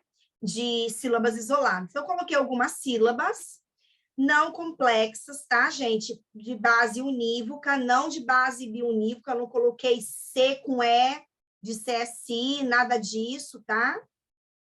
Então, aqui ela tem que falar e você vai anotar, vai fazer vai fazer um risquinho, do jeito que você quiser.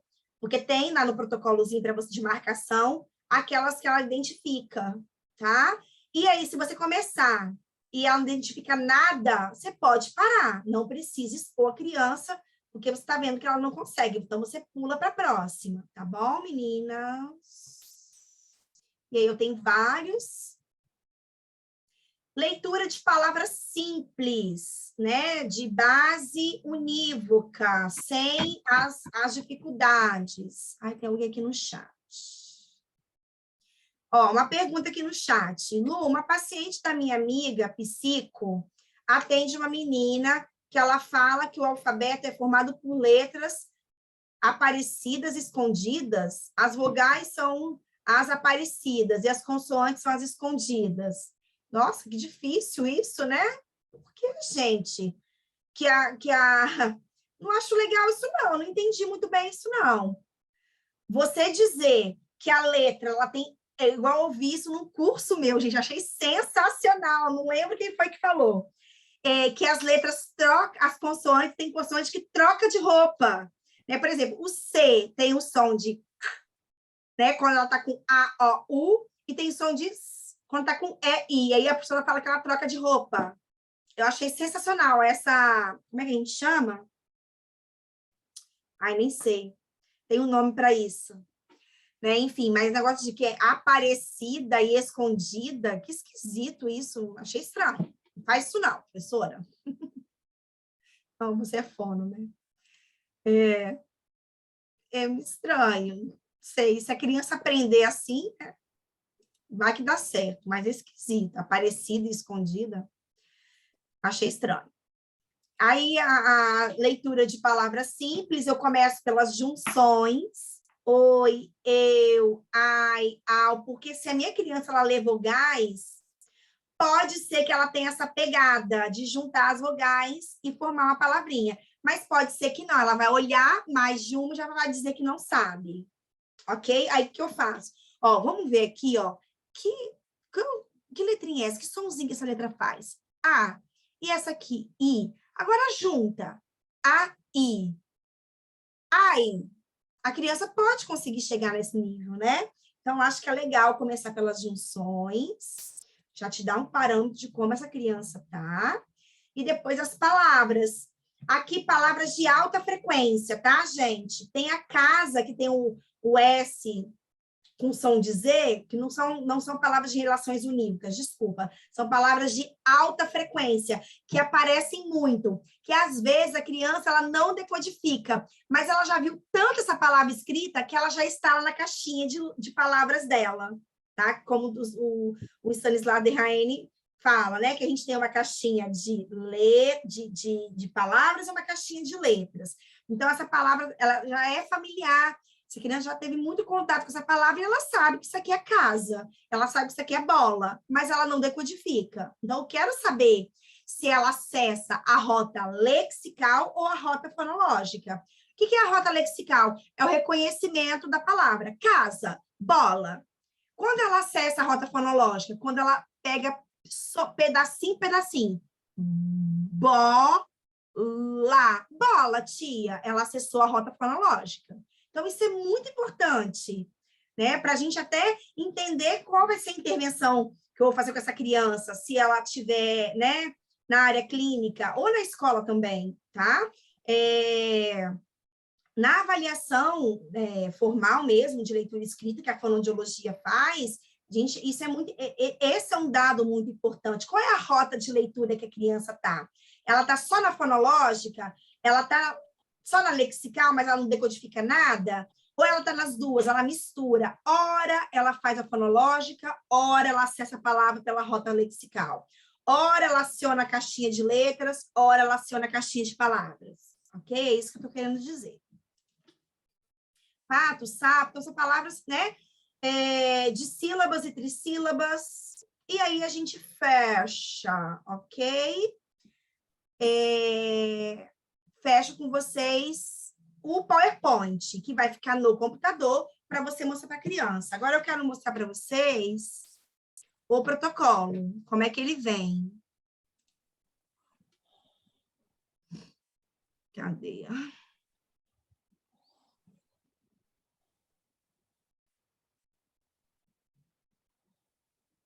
Aqui, achei.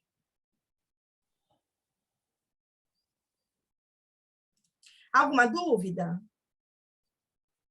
Ai, que bom. Quem falou que o protocolo está bem estruturado? Aí você, qual é seu nome? Tá falando sempre comigo, eu não sei qual é o seu nome, não aparece aqui para mim. Vão ter acesso a tudo. Depois eu vou explicar como, tá, gente? No final eu explico. Ai, que bom que vocês estão gostando, que ele está bem estruturado. Para quem não tem instrumento nenhum, nossa, gente, durante anos eu usei isso, né? Quando eu ainda não tinha os protocolos, quando não tinha tanto protocolo ainda, eu usei isso muito. Uso até hoje, porque a gente tem muito protocolo para o Fundamental 1, né? Alguma coisa para o Fundamental 2, mas para a educação infantil quase não tem. Então, eu consigo usar algumas habilidades deste protocolo para a educação infantil. Para os meus pequenininhos, eu uso. Para os meninos do primeiro ano, do segundo ano, porque eu quero saber se eles reconhecem cores, números, letras, né? Eu quero saber. Então, eu uso, acho bem bacana. Eu ainda uso, né? Embora tenha os protocolos validados aqui. Então, ele também vem assim, né? É um material que tem direitos autorais, ele não pode ser compartilhado, tá, gente? Em grupos, não pode de jeito nenhum, tá? Então, aí vem o teste de nomeação que eu mostrei para vocês, que as figuras estão lá, tá? Então, aqui tem as palavras, aqui você faz a transcrição do jeito que a criança fala. Fonoaudiólogo já vai saber fazer a transcrição fonética, não fonoaudiólogo tá com troca, vai encaminhar para o fonoaudiólogo, ok, gente? Aqui, aquela parte das imagens, para você marcar se você utilizou 3, 4, a história do Chapeuzinho Vermelho ou dos 3 porquinhos, nessa parte da sequência lógico-temporal. E aí, essa criança, qual o tipo de discurso que ela tem? Enumerativo, descritivo, narrativo, você vai marcar aqui, fazer aqui o espaço para anotações complementares. Aí aqui, análise geral da produção narrativa, que é aquela parte que eu falei para vocês.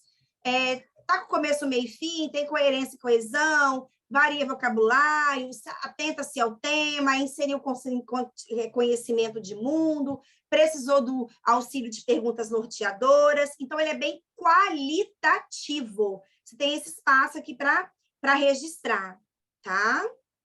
Aí aqui aquela parte da sondagem, você vai... O que eu faço? Quando a criança identifica a letrinha, eu não escrevo nada. Quando ela troca, o que eu faço? Deixa eu mostrar para vocês como é que eu faço. Eu faço um risco e coloco aqui, ó, a letrinha que ela substituiu. Trocou F por Z, por V. Ela não falou o M, ela falou que é T. Aí eu coloco aqui, entendeu? Porque eu sei que quando não tem nada, a criança nomeou corretamente aquela letra. Ok? É assim que eu faço. Fica aí a sugestão para vocês. As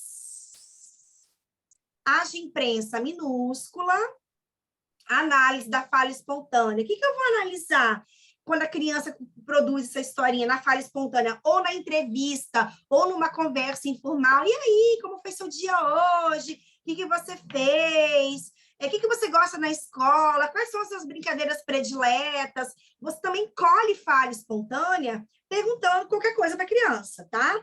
E aí você vai verificar se ela realiza trocas, e eu vou precisar encaminhar para o fono, se ela faz omissão, substituição na fala, né? Se ela responde com coerência, ou se ela não fala coisa com coisa. Ok? Aqui, para você registrar a sondagem dos números, né? De 0 a 9 e embaixo de 10 a 20. Aqui é a sondagem das cores, você vai marcar. Eu faço sempre assim, eu marco com um X ou coloco o número 1. Número 1 e 0. 1 quando ela fala, 0 quando ela não fala. Ou simplesmente você vai marcar. Aqui as cores, as formas geométricas, os conceitos, as informações complementares, tá? A posição lá do objeto, da figura que está na posição contrária. E aqui a sondagem da parte de leitura, né? Quando eu estou sondando as vogais, isso é leitura. Quando eu estou sondando as sílabas, a criança identifica a sílaba, isso é leitura. Leitura não é só leitura de palavras, leitura de texto, leitura de frase. Isso aqui também, identificação de letra, também é leitura, tá? Aqui a parte das sílabas, aí eu faço da mesmo jeito, né? Se a criança identificou, deixa, se ela não identificou, ela falou, elas fazem muito isso, tá, gente? A criança falou que isso aqui é pi. Isso é bem uma característica de dislexia, tá, gente? Troca de vogais, tem que ficar bem atenta a isso. Ela chamou isso aqui de zu, aí eu risco e coloco aqui embaixo. Chamou de zu. Aqui ela chamou de ti, aí eu coloco aqui, ela chamou de ti. Aqui ela acertou, aí eu não coloco nada. Mas vocês podem criar o critério de vocês, tá, gente? Cada um pode fazer do seu jeitinho, tá? Tô só explicando como é que eu faço. Aqui das palavrinhas que estão lá nos slides, um espaço para anotações complementares. E ainda a parte de cópia. Eu mando para vocês aquele roteiro. Quem é que conhece o roteiro de Lorenzini? Depois eu vou mostrar para vocês, tá, gente? É um instrumento para você analisar a grafia da criança, que ele é aberto, ele está na internet, tá? É um dos poucos instrumentos que a gente consegue avaliar, ter uma ideia da grafia da criança. Aí, o que eu fiz? Eu vou mandar, né, o material em PDF, que é da internet, e aí eu resolvi estruturar ele bonitinho aqui. Esse aqui é o texto que tem na escala, que é uma avaliação da cópia através de um texto. Meu caro amigo, estou muito contente por vê-lo na quinta-feira. Se o tempo estiver bom, iremos dar um passeio afetuosamente. É isso que a criança vai escrever. Luciana, com que letra? Com a letra que ela quiser, tá? E aí, na escala, tem a análise. A criança recebe ponto de acordo com algumas características dessa escrita, que eu já vou mostrar para vocês, tá? Então, aqui é o texto, aqui é o espaço para a criança escrever, tá? E aqui, as suas anotações complementares, depois, no momento que você for analisar. E aí, a gente fecha, tá? É um protocolo que tem 8 páginas, tá? E que a gente consegue avaliar um monte de coisa. Olha que legal, eu acho sensacional, gente. Não foi porque eu fiz, não, tá? Mas eu acho sensacional isso aqui. Para quem não tem nada, para quem, né, não tem ainda um protocolo mais formalizado, eu tenho todos os protocolos, porque minha área é avaliação, mas eu uso ele até hoje, ok? Minhas colegas lá na clínica usam também. Então, deixa eu interromper aqui para mostrar a escala do Lorenzini. Laísa, tá toda deitadinha aí, gata. Não perde nada também, né, amiga? Perde nada. Laísa, neuropsicopedagoga, psicomotricista, top das galáxias. Cadê, gente? Deixa eu fechar esse. Aqui. Escala de disgrafia. Então, quem tiver acesso ao material vai receber isso aqui também, tá? Que é a escala de disgrafia. Então, aqui a análise que você vai fazer. A criança faz linhas flutuantes. Aqui tem um modelo de escrita com linhas flutuantes. Aí você vai dar aqui a pontuação. 3 ou mais linhas flutuantes, 2 pontos. 1 ou mais linhas flutuantes, 1 ponto. As linhas são mantidas na horizontal, 0 ponto, né? Enfim. Quando apenas uma palavra de uma linha for flutuante, tá?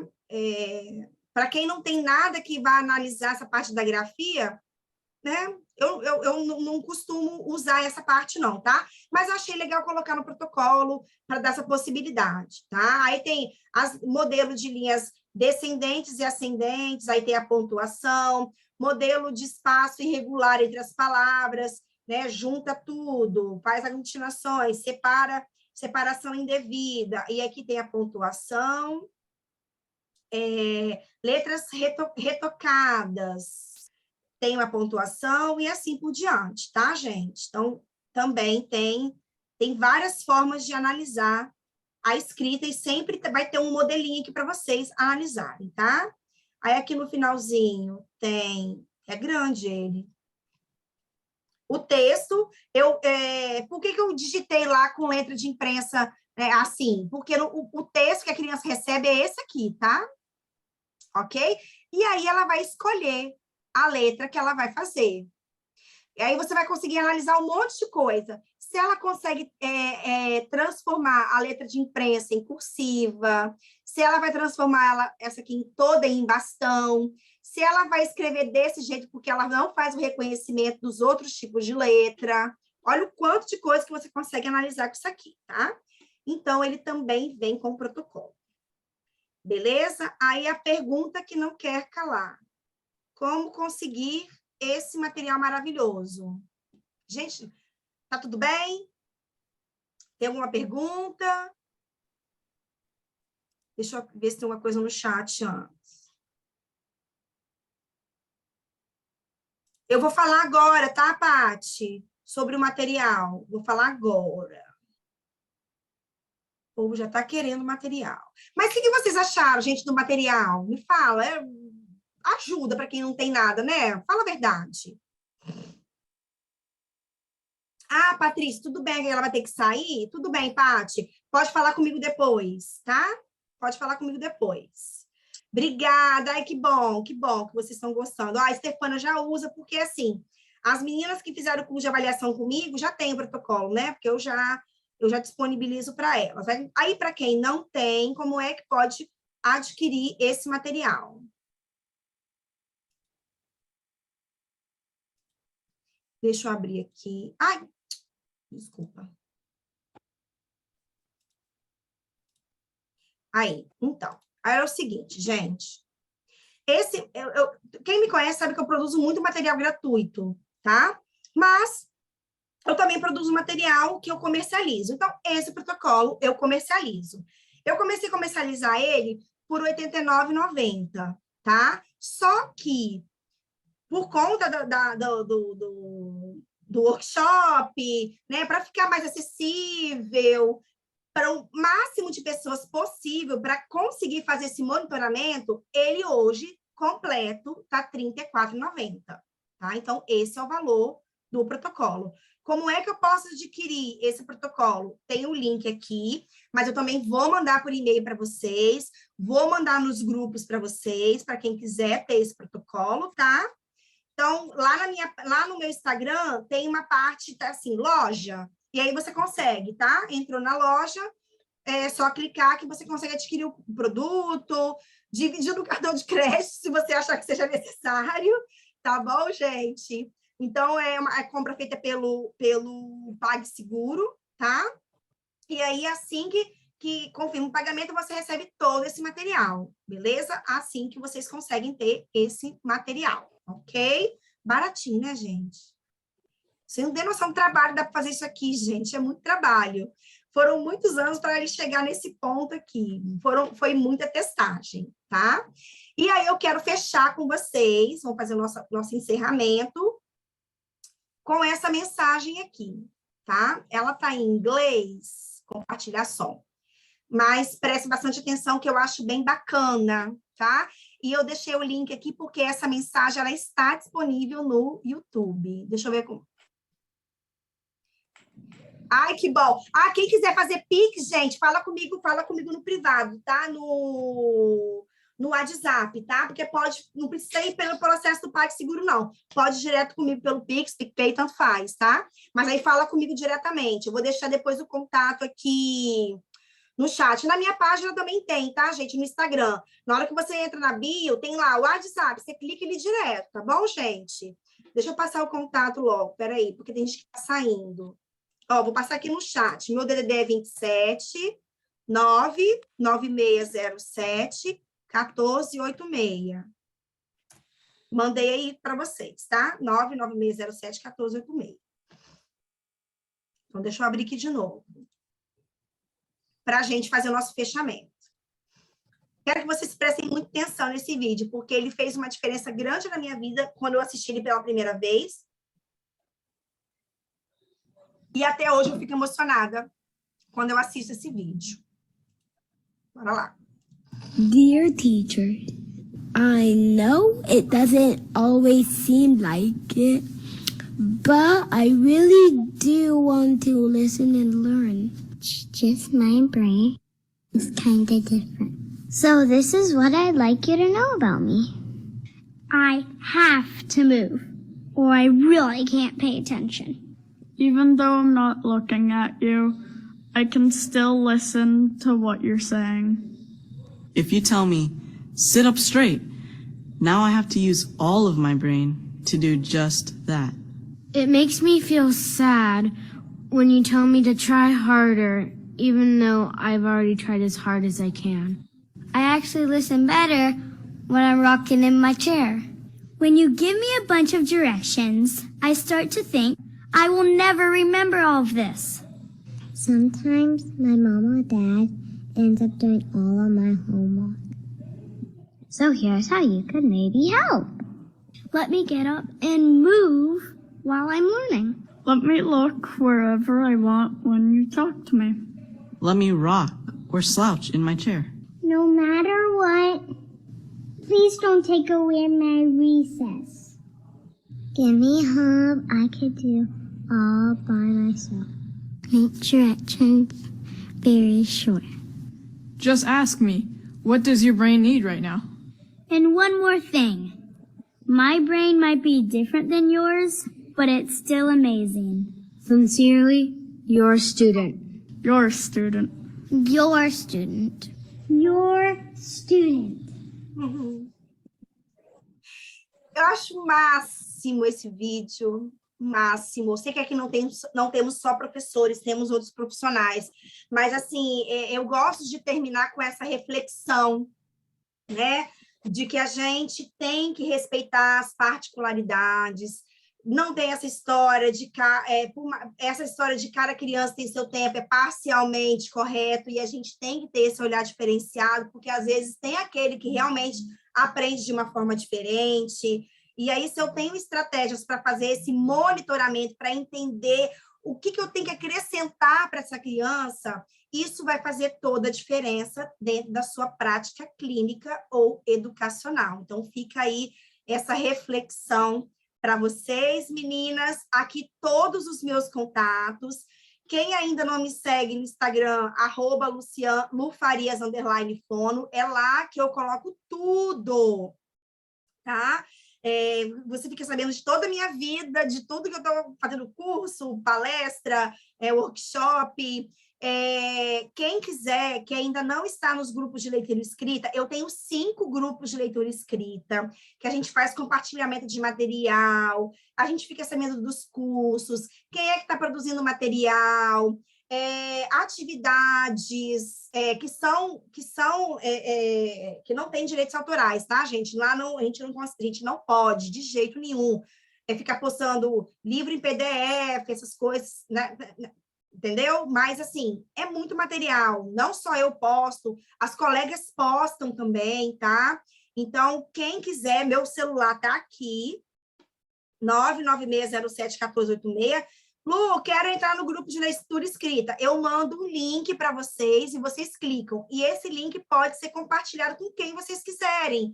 E são grupos bacanas. Por quê? Porque tem vários tipos de profissionais. Tem o pessoal da psicologia, da fonoaudiologia, da pedagogia, da neuropsicopedagogia, da neuroeducação, da neuropsicologia. É bem bacana, tá?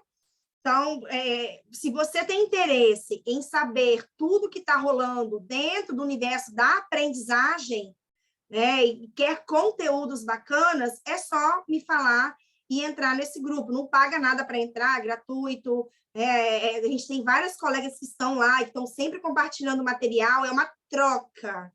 É uma ajudando a outra, porque eu acho que assim a gente consegue crescer e ajudar mais a nossa clientela, né? Seja dentro do ambiente clínico ou educacional. Ok, meninas? E agradeço de coração. Vocês ficaram até uma hora dessa, vou aumentar o tempo do certificado, tá? Porque vocês ficaram mais tempo aqui comigo. Eu falo pra caramba, né, gente? Olha que vocês ficaram quietinhas. Ok, pessoal? Agora eu quero saber se tem perguntas. Deixa eu ver aqui, tem um monte de mensagem. Eu vou mandar, tá, Edil, o link no grupo de leitura escrita. Vou mandar também por e-mail para todas vocês, junto com o slide junto com o certificado de vocês, tá bom? Ai, que bom, Mabel, que você gostou. Ai, que bom, as meninas estão adorando. Ai, maravilhoso, vocês são maravilhosas. Eu fico muito feliz com esse retorno de vocês. Gente, turma cheia, maravilhoso. Tem alguma pergunta? Vocês querem discutir alguma coisa? Bora lá, estou todo ouvidos.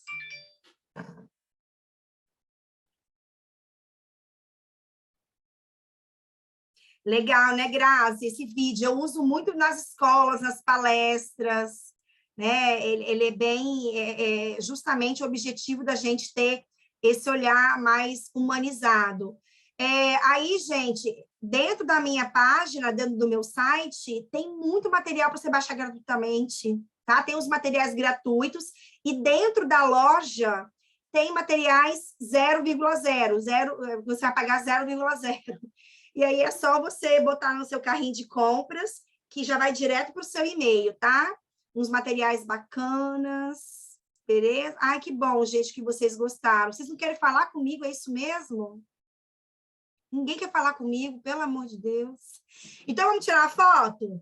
Bora aí, gente. Abre aí a câmera de vocês.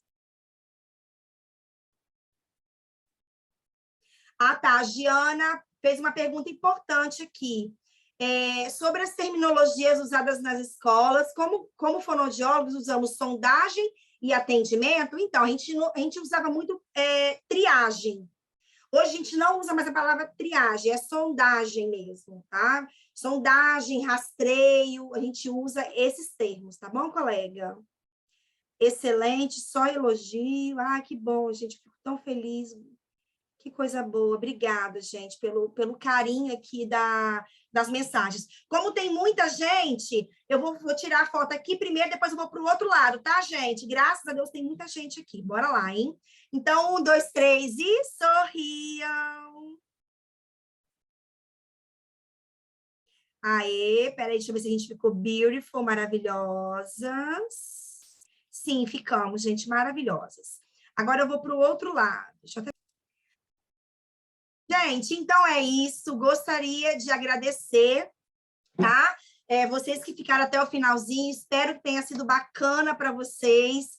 Vou estar mandando tudo para vocês por e-mail, não se preocupem, tá?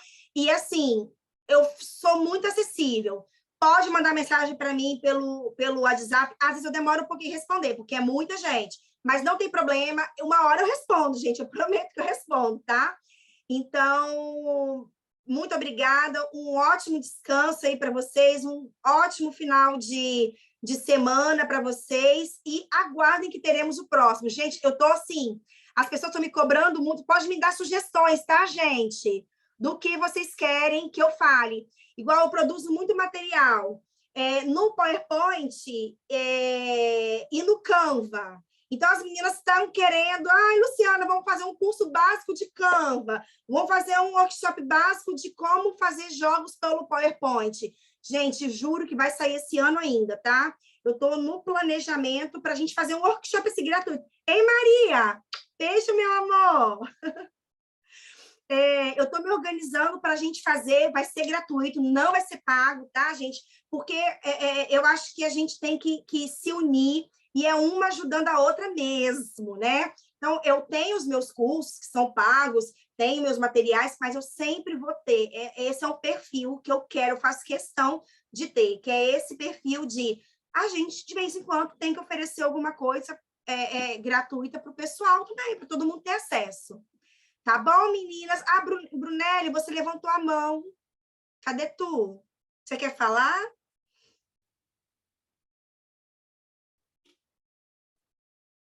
Acho que não, né? Inclusive, Brunelli, você é daqui? Eu acho que eu te conheço. Aqui. Brunelli, você é da prefeitura, não é? Que trabalhou lá comigo. Ah, bem que eu tô olhando. Gente, eu tô lembrando. Ai, que delícia você aqui. Me fala, você está no PSE agora, né? Que não é mais PSE. Só me responde isso. Depois vamos conversar, vamos bater papo. Ah, legal, muito bom. Ai, que bom que você está aqui. Eu usava isso lá no PSE, só que agora eu dei uma aprimorada, tá?